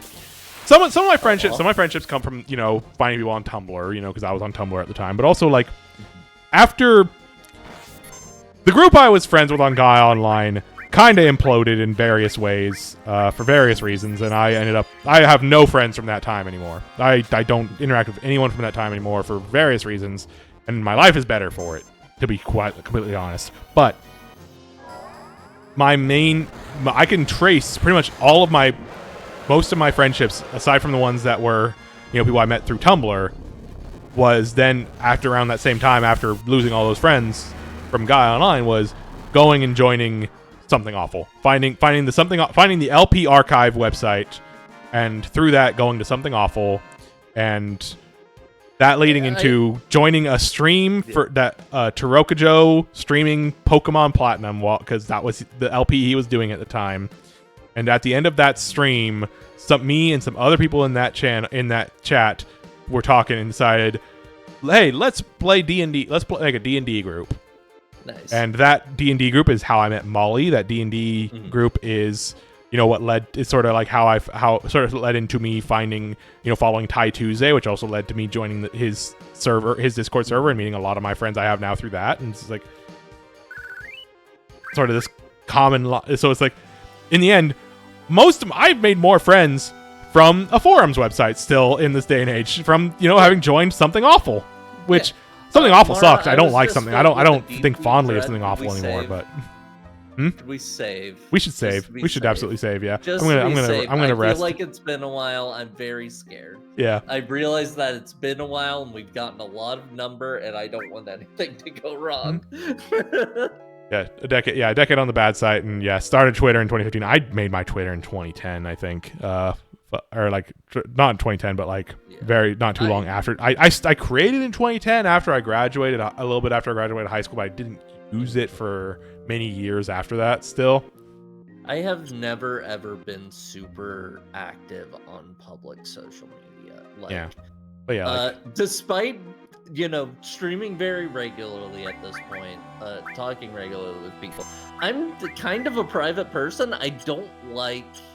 You gain like 5 levels off of doing all this. It is a combination of I don't like sharing all of my thoughts all of the time because... The disparity. It's fine. It's fine, but damn. It's not a huge disparity. It's a couple of levels. They'll catch up quick. We just might want to, have a different party in the future for a while. Yeah, next stream we will swap the party around, I think. But yeah, like I just have never been super public on those sites. So I don't know when I joined Twitter. I don't know when I joined. I didn't use them that often. I mostly followed other people, kept track of them, and didn't post that often. Yeah. Co-host was a bigger deal for me. I tried to do more in co-host. Yeah. I don't think I got that much out there, but it's there. I think it's definitely a thing of like I made friends. Like I said, I mentioned I made friends through Tumblr because I think Tumblr hit that same feeling as co-host for me for a time of just like a place where I can post and like there's a bit more interaction. Legitimately, there's not really much in terms of interaction going.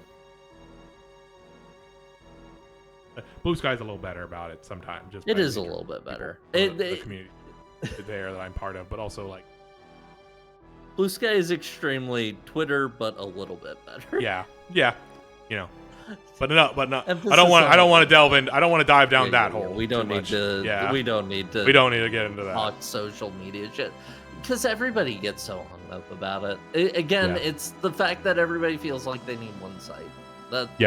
We have been conditioned over years to agree in our minds that one site is the natural state of the internet now, and it's like it doesn't have to be. We can stop doing this if we wanted to. I think it's much easier to have conversations when you're in a space where the conversations are focused. I don't know. Yeah. Like I'm more active in Discord than I'm ever on social. I do think because.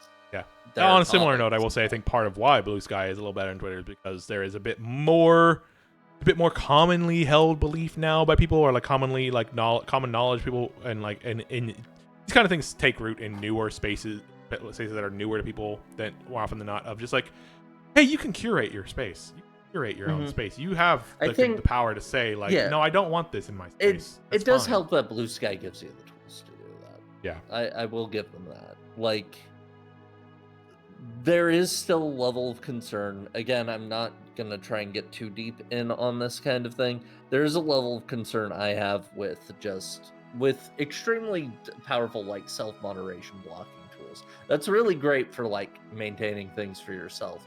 I do worry about it enabling broken stare type things of absolutely. If you don't see a problem. But, like...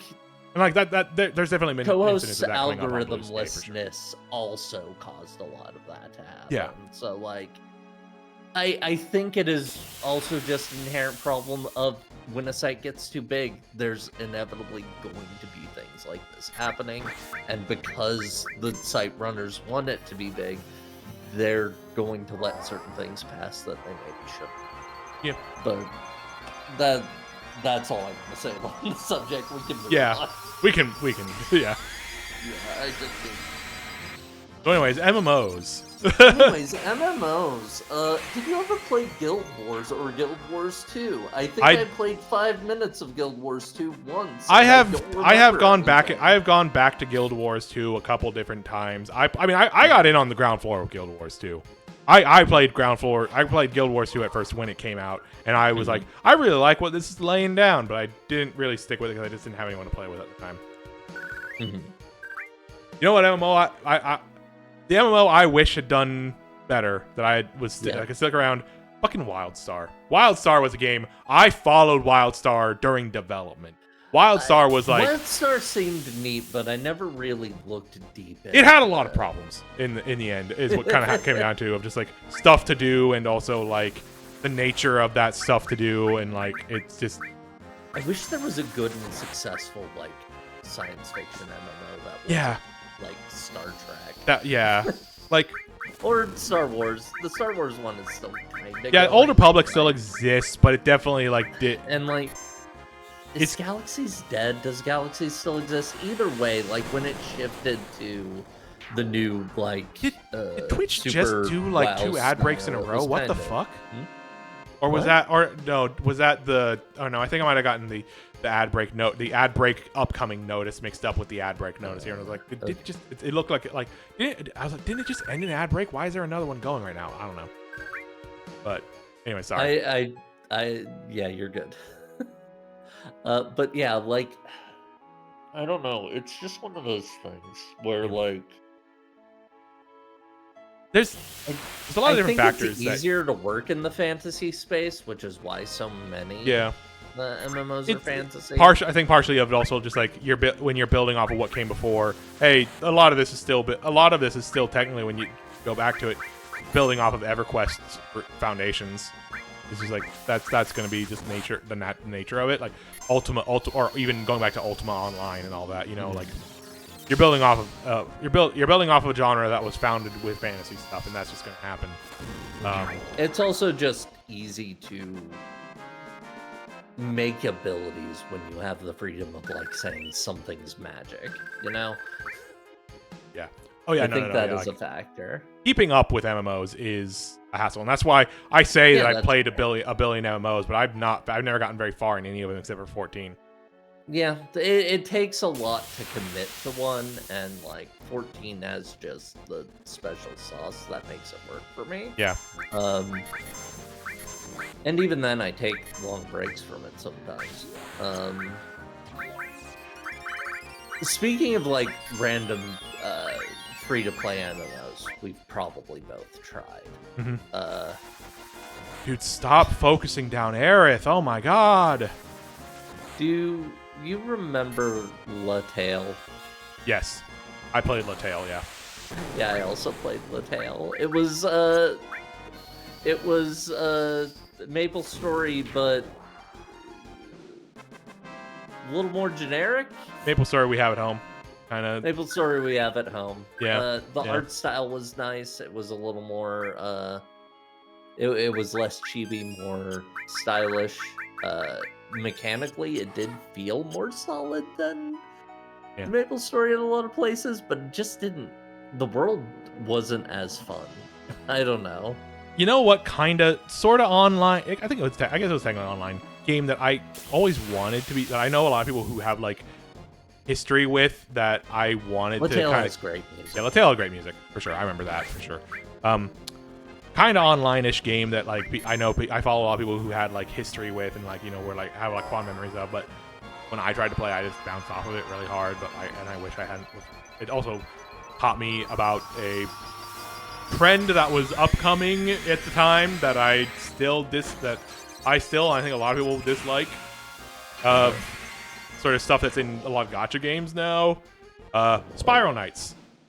Spiral Knights was a game I wanted to play a lot. I wanted to play a lot as a kid. I think Val was really into that one. Yeah. I think it's got a really cool aesthetic to it, and I really wanted to play it. But also, it was my introduction to the concept of, like, an energy system of you can play this much today, and then you have to wait until tomorrow to play more. And that's a thing that's very prevalent in gachas, and it's the main reason I don't touch... It's one of the main reasons I don't touch them. I'm just like...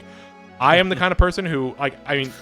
We've just... how long have we spent this? Like 2 hours now running around this spot. I'm a person who wants to play a game for a while. I don't just sit...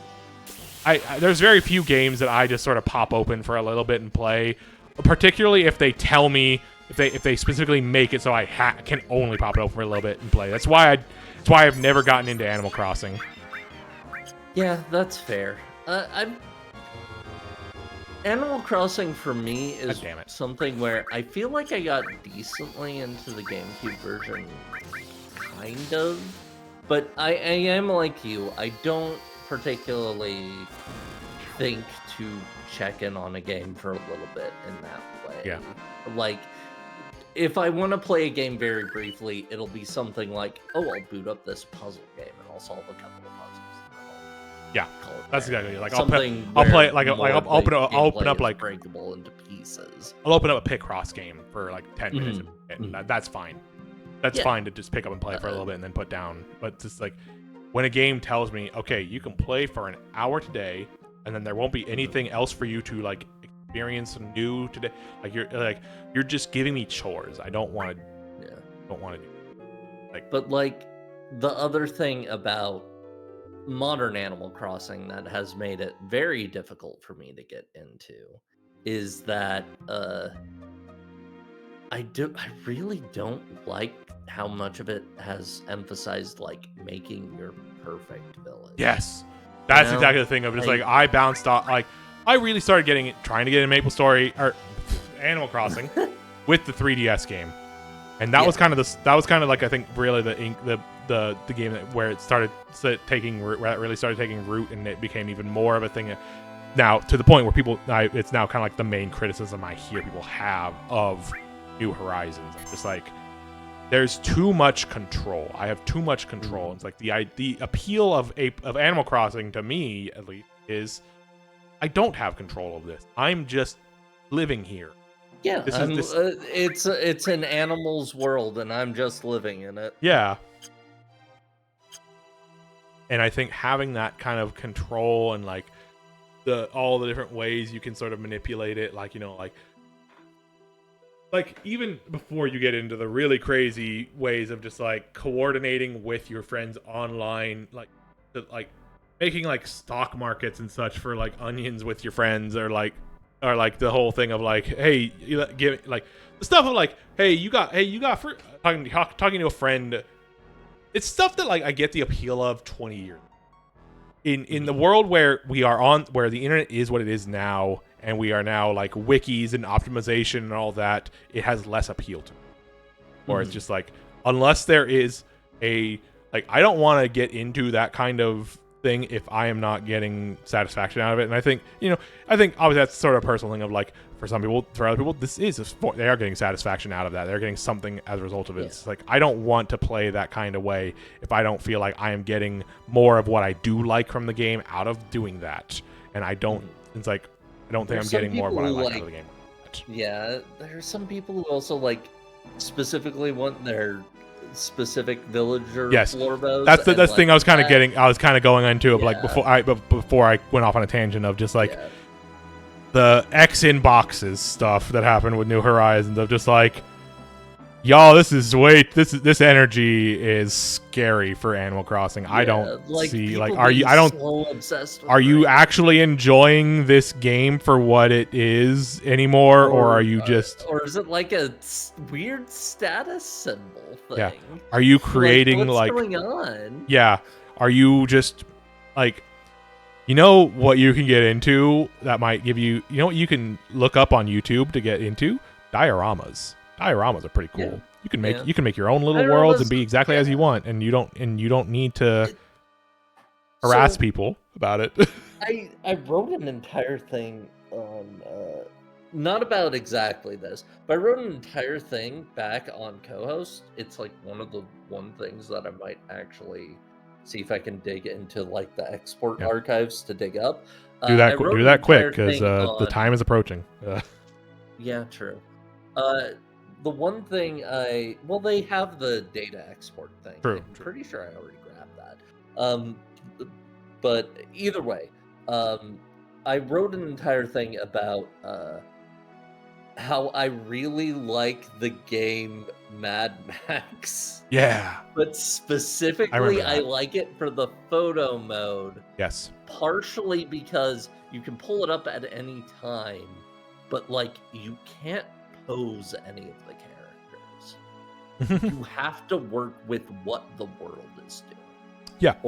And like you can set things up a little bit, or like purposefully like try and get a landscape shot. But like I like photography. I like photography when things are in motion. I don't remember want to make things pose. I definitely That's remember not what I'm interested in. I'm interested in capturing a moment in time. that was the thing I remember Dia Lucina writing about a couple times, particularly back when FF15 came out, of just like talking about how the difference in how games approach the concept of photos, of like photo modes in a lot of games are these sort of just like more diorama type things. They're just like you're perfectly setting up and like changing it to do whatever picture you want right here, whereas like 15 is like your photos are whatever Prompto does, and it's like there's something to be said about like, you know, like oh wow, this AI is so bad. It's just like, I mean, it's all, but also like there's a charm to that. There's a charm to the fact that it's coming from it. There's a very clear like forced perspective, not forced perspective in like, you know, the way that love like, but like in the term of like there's a fixed perspective, I guess, of where it's coming from. Of just like, I think there's something very interesting about just like having photo modes, having photo systems in your games that are specifically limited to be more like photography. Yeah, I genuinely really like that. I like it a lot. It's why one of my favorite games is Umurangi Generation, even though that game doesn't have a whole lot of movement in it, except for one mission where it's like a big deal that one has movement. It's like play Umurangi Generation, play the macro DLC. Be sure you're in a good place when you do it. It's affecting if you care at all about the state of the world. Heavy game. It is, but it's so good. And the photography mechanics are just perfect, exactly what I want from that sort of thing. But like I like it when I am snapping a shot, and like my ideal state would be I can't even freeze the world, which like in a game like Mad Max that'd be impossible because you wouldn't be able to align things. That would basically just be taking screenshots with your camera, which is another thing you can do, but like you know, being able to aim the camera but like having to work with the action within the game is what is exciting to me about playing with photo mode. So I'm always kind of annoyed when I can't really do that in a game. There's something to be appreciated about how photography actually works. I think it can be appreciated. It is generally underappreciated by a lot of people, but like how photography works as an art form of just like having to work with the world around you in order to to make the art of photo that you take. Like, there's, you know, not to. I'm going to touch a little bit of a stove here. I'm not going to get into this, but like. I see people I've seen for the last couple of years as this hot button issue has been going on of people bringing up photography as sort of a defensive AI of just like, it's like photography is so much more work than what's going on with AI. It's so different. Photography is like people were wrong to say photography is not an art form because like it hadn't been explored yet. That's all it was. Because there was stuff to explore with that. There was so much you could do that wasn't able to be done before with photography, and it was still being done. You were still like, there was still so much of the artist to do that. If I were to say anybody was doing art with AI, the only people I would potentially give that credit to are the programmers. I don't feel like entering the prompt itself is enough to really lay claim to that. That is one of my many issues with AI. Obviously, the other is just it's a plagiarism machine. It is unethically created. Even if it is an art, even if I grant it that of the device itself, it is unethically created. I would also not approve of a painting in a museum that was entirely. In fact, there is an artist who mostly made his living blowing up images from comic books, and the comic creators he took from didn't get any credit for his work. And like I would argue that his work is transformative. It is a form of art. Yeah. But it is an unethically created art, and I don't think it should be championed because of that. Yeah. Like, I think the other thing of like art, I my view of art is I have a very broad definition of the term art. Art is art. Art is just what it is. Something is art because it is art, and there's no it's not a qualitative term. Like that one Supreme Court guy said about porn, I know it when I see it. Yeah. It's a thing of like art can be good, art can be bad, art can be, like like in a very broad sense you can say, by nature AI art is art, but it's very bad art. It's art that is exploitative and very, used for and not being the essence, the idea of like whether putting a prompt in is creating art in that way is, I think, not true. I think, again, like you said, if anything, the person who programmed the LLM or whatever they're called, that created it, they are the one responsible for creating anything there, which is still, but there's still a level of removal there. It's like I don't think that's necessarily a way to talk about that. Like, it's a thing of just like, one of the biggest problems of AI is less about like any sort of talking about like the soul and all that, and more just like, no, it sucks. It just sucks. It doesn't. There's no thought gone into it. That's the whole thing of like, art is great. Art has thought put into it. There's work and effort and like thought, and like a brain had a thought process about the world in some way and put it into an art form. And the way that AI is currently designed, it literally cannot think. And like, it gets presented otherwise to try and sell it, but it isn't even vaguely. Yeah. And so this conversation has gone so many directions. It really has. We should fight more things. I'm actually think I'm just gonna call a stream. I'm one of the two. Yeah, I'm calling it here. I'd be up for this for like the next 10 hours. Yeah, for sure. But also, I don't want to just keep coming down against sleep. Sleep is fake. Sleep shouldn't exist. Sleep was created by Big Bed to get you to invest in Hunk 2. Big Bed to sell more mattresses and sheets. Yeah. I need to get a new sheet. Yeah, I have a big hole in my current covering. I can blow up a big version of the map. Cool. Yeah, it's not very helpful, but it's not. Very unhelpful. The map in general in this game isn't super helpful because you can't really navigate much until you get the airship, and even then, like, it's honestly easier to just explore around and see the landmarks because they're pretty big. Yeah. But yeah, I don't want to grind anymore now and create even bigger level disparity, and just like I don't need that much more money than I already have. Like, we're gonna spend most of this on buying the ticket. Right at the start, we're gonna be able to buy our gold ticket and get right. Into and for the probably the one time, 30,000 gold for the one time I'm probably gonna actually go to the gold saucer. Realistically speaking. But also, just like, I want an excuse to just kind of grind, honestly. You might go twice. If you want to get Omni Slash, you might go twice. True. So we might come back for the arena. We're probably going to come back for the arena for sure, yeah.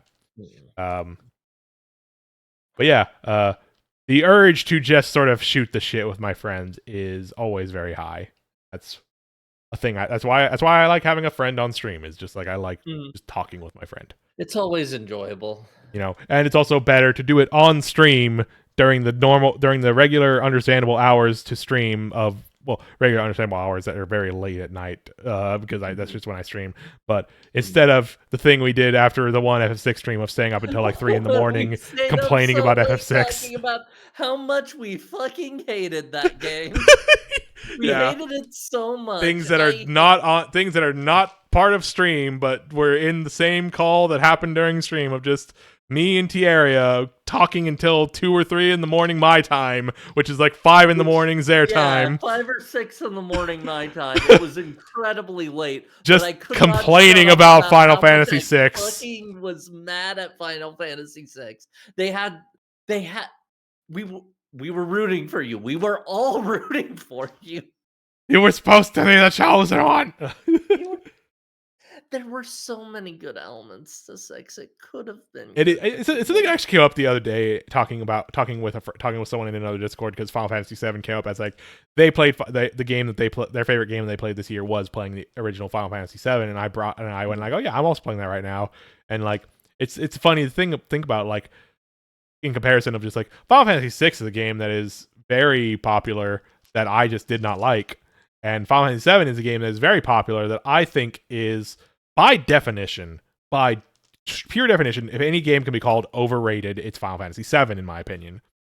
Mm-hmm. I think in just that it is given a very high pedestal by people by and large, and it's no game can be as good as people say that it is. So by definition, I think it is overrated. It's still But it's still pretty damn good. It's still pretty Like good. really playing it with this critical, like kind of having this critical eye that I've kind of developed since the first time I tried to play Final Fantasy VII when I was younger and didn't really have that way of looking at games and thinking about like, damn, no, like there's a lot of shit in here that I'm really liking. It's doing really interesting things right from the jump with what was still really new technology at the time. Yeah. Its battle system works great. The material system is a really smart way to give you character customization. There's just so much good to say about 7. The aesthetics are really interesting. Like they're I mean, we gushed over the last first couple sessions. We definitely gushed about the pre-rendered backgrounds being super beautiful. Exciting and looking really good, and making great use of. I will say, as much as I love like that train area and like the area before it, those are kind of the cheaper looking backgrounds. Oh yeah, for sure. But I still like them. I still think they're doing what they need to. Less about them really charming. I think with the pre-rendered backgrounds, it's less about fidelity and more just about cinematography of it all, and like, creating the feel, creating the feel that you're in this world. I definitely think that like Midgar really had small, but they feel as big as they need to be. Like, I definitely think so far Midgar has had the highest number of hits for just the most affecting pre-rendered backgrounds. Like the tower, where the battle against where like Rufus blows up the support and all that whole tower, when you see it and is presented like the pre-rendered background that you still are interacting with is just full on just shot like you are on the ground looking up at this thing, and it's just like it cool. Really communicates an amazing sense of scale.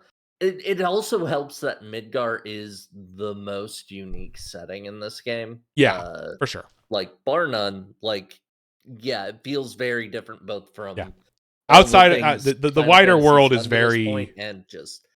It's very traditional fantasy, and not necessarily in a bad way. I will say, I think we're going to like a lot of the Gold Saucer, because it is also very maximal, but in like being the best amusement park Squaresoft thought they could make.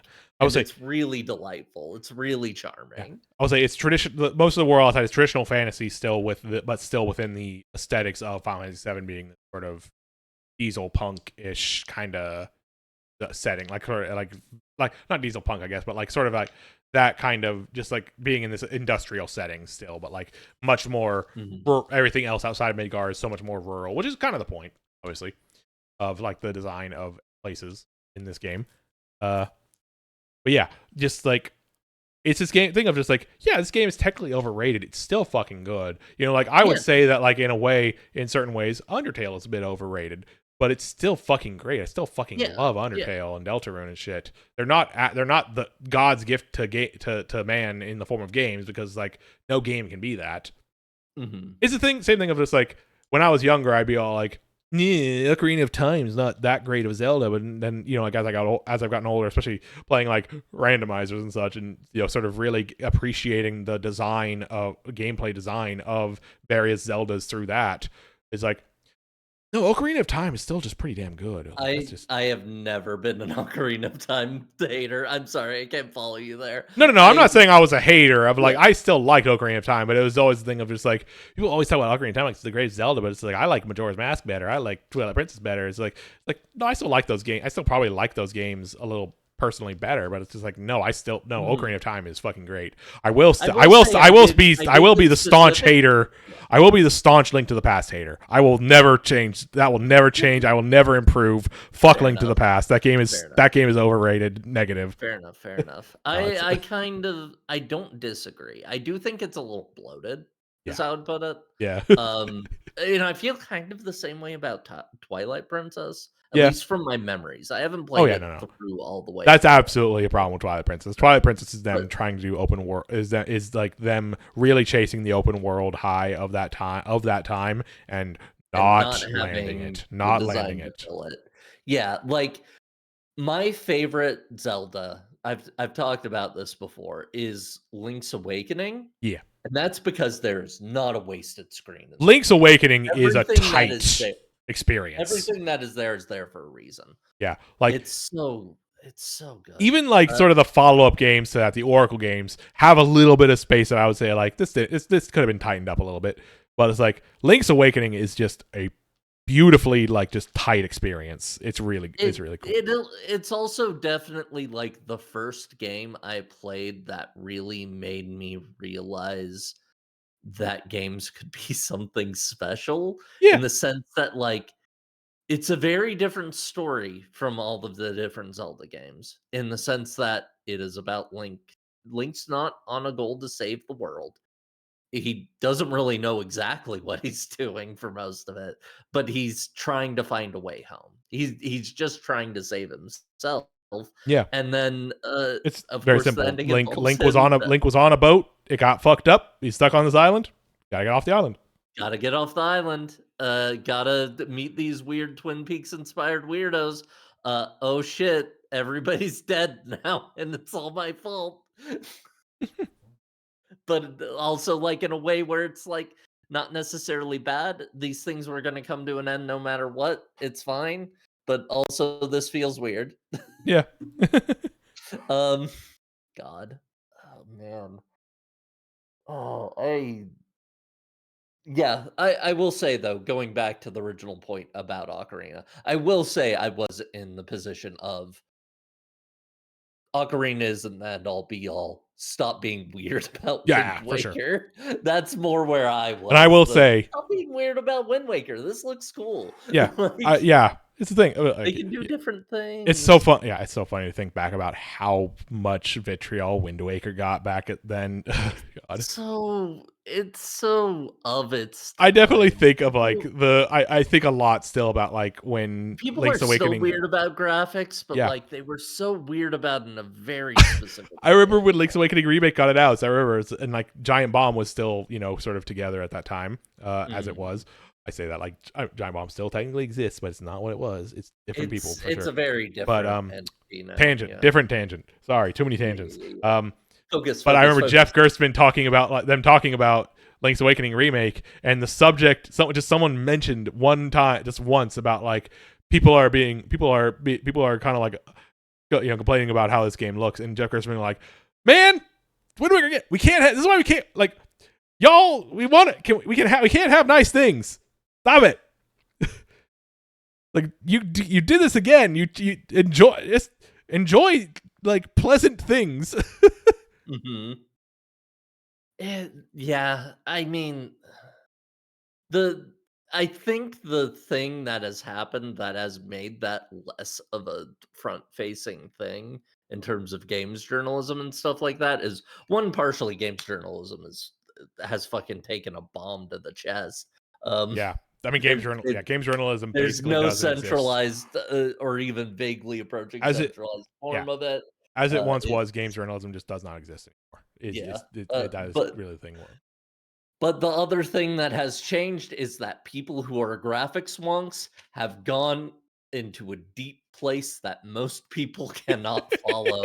You've got to kind of just be in that community to even fucking give a shit about whatever nonsense they're talking about with like "Oh no, I can't break the fruit in this game. Trash, garbage, burn it at the stake, kill all the developers, kill Yeah. them with actual knives." Like,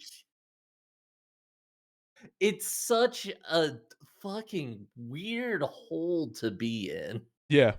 It's I think like, also like no. bringing up Wind Waker, just like the feelings about Wind Waker or such the thing of just like it's just a funny context also to take in of like one of the most probably well-known reaction images online of the four guys lined up who are just kind of sitting in chairs like kind of like don't stoic, and then the next image of them all Going, going like "Woo." yeah, that was from the E3 reveal of what the game that would of the teaser that of the game that would become Twilight Princess. And Mhm. just like Which, they to were be so fair, that was a excited about half-assed seeing trailer. the gritty, like like high fidelity Zelda of this, like it's like they were. It was a cool trailer It was a cool too. trailer. It I'm not was. saying it wasn't for And, sure. like, you know what? I would cheer in the same way for just seeing Midna. Midna's Yeah, p I mean design, this was, I think was even before just anybody had seen Midna. This was delightful. just like the trailer that was just like Yeah, I know. Link in front It of was like a just gate of like at yeah, like the he's town, like it's the sword and, like, the it's on which Elden Bridge, I think. that is the Uh, thing of like he does that in the game when you like beat a boss, and like it's still the fucking mhm. coolest thing to see him do. It It's is so very fucking cool. sick. Like, that game has I need to stream there's Twilight still Princess. I need to there's play still through a Twilight lot of Princess again. stuff I really like about Twilight Princess, even if I kinda soured on it towards the end when I played it back in the day, because it felt very bloated and, like, No, had had a I lot of understand that unnecessary for empty sure. space. Um, it it really has, like, some excellent set pieces. I Yeah, love the section in Kakariko where like, the moblins have taken over the town and you kinda have to fight your way through it, and it's like an yeah. old West-ass Well, that's shootout. not That Kakariko. part's That is a great. separate place. But Oh, yeah, no, that's a that part of the separate game is place, very but it's well like known and very yeah, beloved yeah. for sure. The thing in That fucking Kakariko, Western town, that part's yeah, great. The the, Kakariko stuff where you blow up that guy's shop is also yeah, pretty but funny. also the stuff in Um, Kakariko of like you get there. It's like Kakariko is where you finally find like your friends who've been kidnapped by the mhm, Moblins, and it's like and you have the showdown sort of with like the boss mob, the yeah, first showdown with the the boss Moblin boss guy, Moblin showdown is great, and you like, have like that the scene before then where it's like a zombie movie where they're all huddling in the house, yeah, uh like you're absolutely right about Twilight Princess having like bloating problems. Like that's a thing I have said about Twilight Princess. They're just like mhm, they were chasing. Like here's the thing is like they've always been chasing kind of open world stuff with Zelda. That's always been kind of the thing is like having big open mhm, world. But it's just like even Ocarina of Time is that it's just that because of the nature of tech at the time and such the scale of Hyrule field is much more acceptable to most people mhm. in terms of playing. Whereas Twilight Princess is 4 Hyrule fields stapled together, and it's just like that's too much. That's a bit too It much. it's too much, yeah. Like we are not at a If place I where we had can more really to do in reasonably Hyrule fill Field that size with stuff to want to look at and do like we will be able to with Breath of the Wild. Like that's yeah, or, like, just interesting ways to traverse it. Riding my horse is fun. I don't wanna go through a ton of empty space riding my horse, maybe having to deal with some monsters along the way, but that's about it. yeah. Like I Like mean, and like the thing is like why I say it's like 4 Hyrule fields. Of like when you think about it, Hyrule Field is a big empty space with stuff on the sides, with the exception of Lon Lon Ranch being in the middle. mhm. But like Yeah, largely, that's what a but lot of Hyrule it Field is. is, like, the perfect size for that game. Yeah. Whereas Twilight Princess is multiple areas that are that of just like Mhm. they're large open areas. There's very little in the middle, and mostly a lot of stuff on the sides. That is just like, and a lot of that stuff on the sides is just like get a heart piece of some way, which Yeah, is still yeah. true of Ocarina of Time in a way, but also it's again smaller overall scale. Mhm. And But then yeah, Breath of the Wild was I've real, been real meaning to good. replay Twilight Princess, and I need to do that. I That's a was game. playing a bit of it a while back, but, I don't know why I stopped. I feel like I just got distracted Yeah, with other stuff. and I got to around Kakariko, I also though. have still not touched the Switch release Skyward Sword. That still Yeah, needs to come. yeah. Oh, Have you ever played Link's Crossbow Training? I have not. I did not play Link's Crossbow Training. It's so I did good. not get Link's a Crossbow Wii Training is one of the until best like Zelda games. I did not I get the wish that Wii until like near the end of the Wii's life, so I I missed it. I did not get a lot of stuff because like that was also the time, because the Wii was also kind of the time where I was introduced to when it was around the time when I finally had money and I was introduced to the mm, idea, the fact of Nintendo games do not go on sale at GameStop. they I'm sure don't. like, I really wanted the Zapper controller though. yeah, I've always been a controller nerd. I wanted that weird frame you can plug your Wiimote into. yeah, Uh, yeah, and it feels great with that game. And that game in general also like a lot of it's just shooting gallery stuff. That stuff's fine. yeah. There are semi-adventure fields where it plays more like a third-person shooter. I almost wish there was a Zelda game that played entirely like that. I will definitely have to like check that It's out at some point. it's If I really see if I can cool. I get set up really love Link's Crossbow at Training. here at my see. There's a version a part of the reason I was thinking about it is there's a version of that Old West fight in it, and it's Yeah. I mean, really well, no, cool. I mean, I definitely knew like when I first saw Link's crossbow training be a thing talked about like in magazines or such at the time, like it was definitely a thing of like, oh yeah, this is they saw like yeah, no, that town was so cool and they're making a whole game built off of that. Like, yeah, I understand that for sure. Mm, Twilight Princess, that section that segment of Twilight Princess is still just like one of the coolest set pieces for sure. yeah. Man. I'm thinking Video about that, and I'm games. also thinking about Breath of the Wild now. I still need to play Tears of the Yeah. Kingdom. Tears of the Kingdom is very cool. I definitely do not fault anybody whose response to Tears of the Kingdom is that it's very exhausting how big those games are. But it's like Yeah, and how that's fair. that's totally fair. I I think those games are for being. I love those games for being as big as they are because there is interesting stuff to run around and see in them. But it definitely makes them hard to play again. mhm. I do definitely think like my general opinion on Tears of the Kingdom overall is that is that with a couple exceptions, which were already kind of weak in Breath of the Wild to begin with, it improves on Breath of the Wild in almost every capacity. Is my feeling. Mhm. I think it is more. I think And I like Breath of the Wild quite a bit, yeah, so I'm probably going to enjoy it. it does I also have like. And like the parts where it's weaker is largely the story. I think that there is definitely a lot of criticisms to be had about the story and mhm. how it's presented versus how. But I think that was also kind of a weakness in Breath of the Wild. I did not. I like Breath of the Wild's story, but I didn't get. I'm not as engaged with it as I was in games like in other Zelda games historically. Um, but I I will say I think it's a situation with Breath of the Wild story at least. I can speak relatively firmly about that. Where like it is a story that if you get something out of it, it's because you're filling in parts yourself. And sometimes I say that as a criticism of a story. I feel like that was very oh intentional yeah, no, with yeah, with I Breath of the agree, and Wild, I and like I think it's done pretty well, but it's not gonna necessarily uh yeah, it's Obviously, I not think gonna you know me well enough to know necessarily that I'm not saying work. that Breath of the Wild story is Yeah. bad. I love Breath of the Wild Mhm. story. It's still good. I still get really emotionally invested in it. But it's like it's the thing of like both games kind of have the issue of there's very little story happening in the game. It is story that Mhm. happened before the game that I am seeing. And Yeah, and I feel like it being the second round of that yeah. probably makes it come off a bit Yeah. worse. Tears of the Kingdom at least has a bit more of a feeling of stuff happening, largely because there are now dungeons that you are now exploring with a Mhm. character, and there is stuff, and also I think they make for some. There's a couple pretty good set pieces, particularly in the form of some of the bosses. Um, the boss of the Wind Temple for Tears of the Kingdom is probably I'm my so favorite glad they have Zelda thing. dungeons again.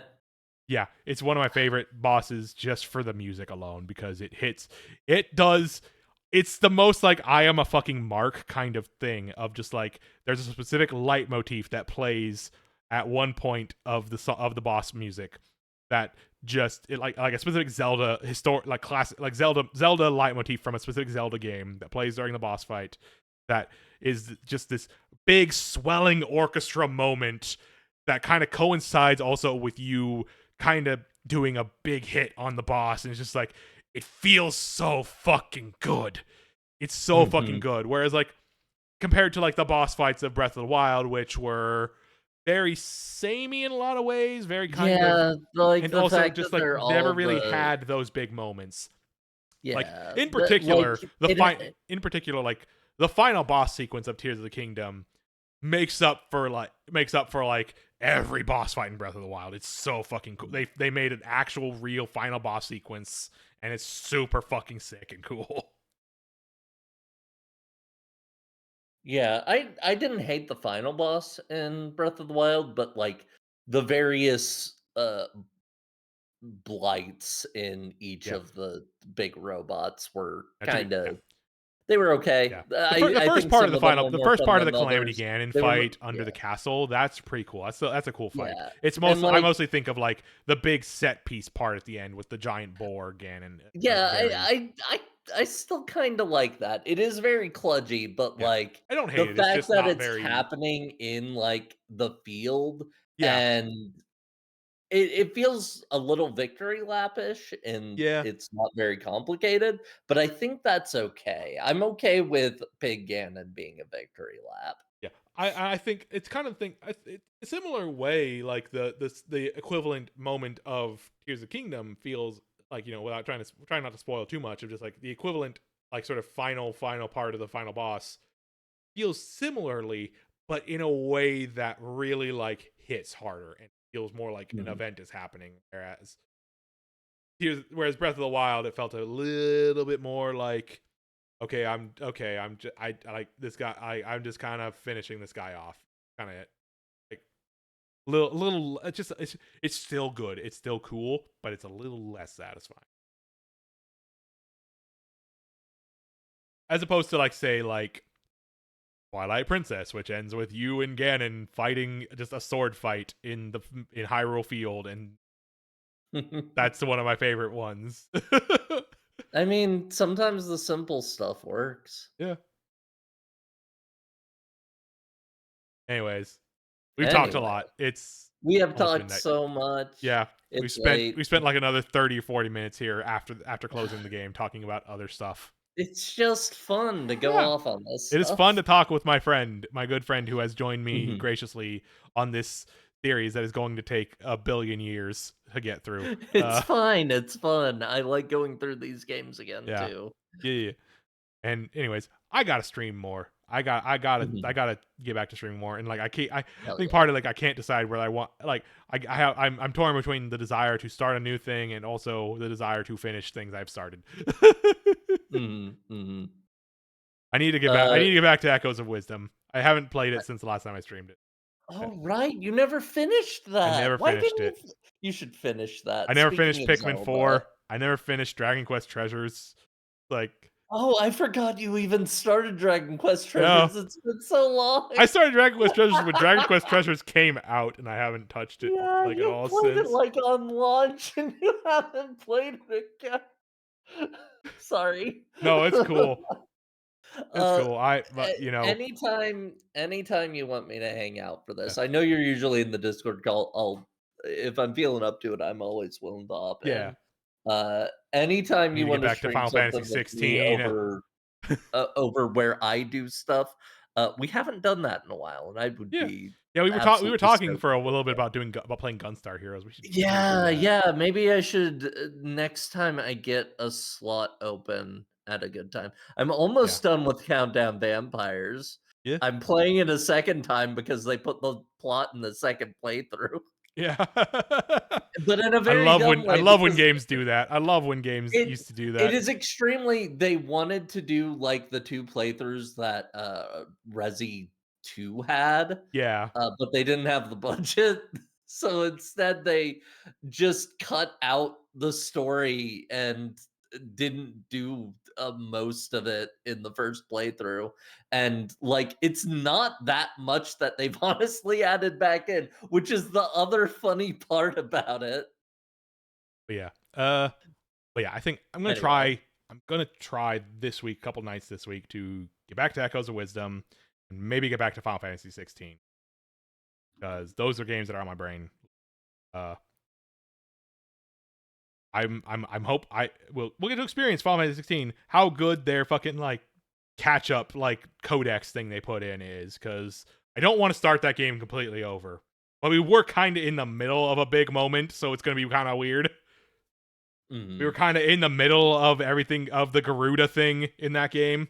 It's like Yeah. we left off on a very weird point for taking like half a year to get back to it, I guess. Yeah, I would say you could start from the beginning if you felt like it, I but you might could. get to the Garuda thing and then take another half-year break. Yeah, exactly. Who knows?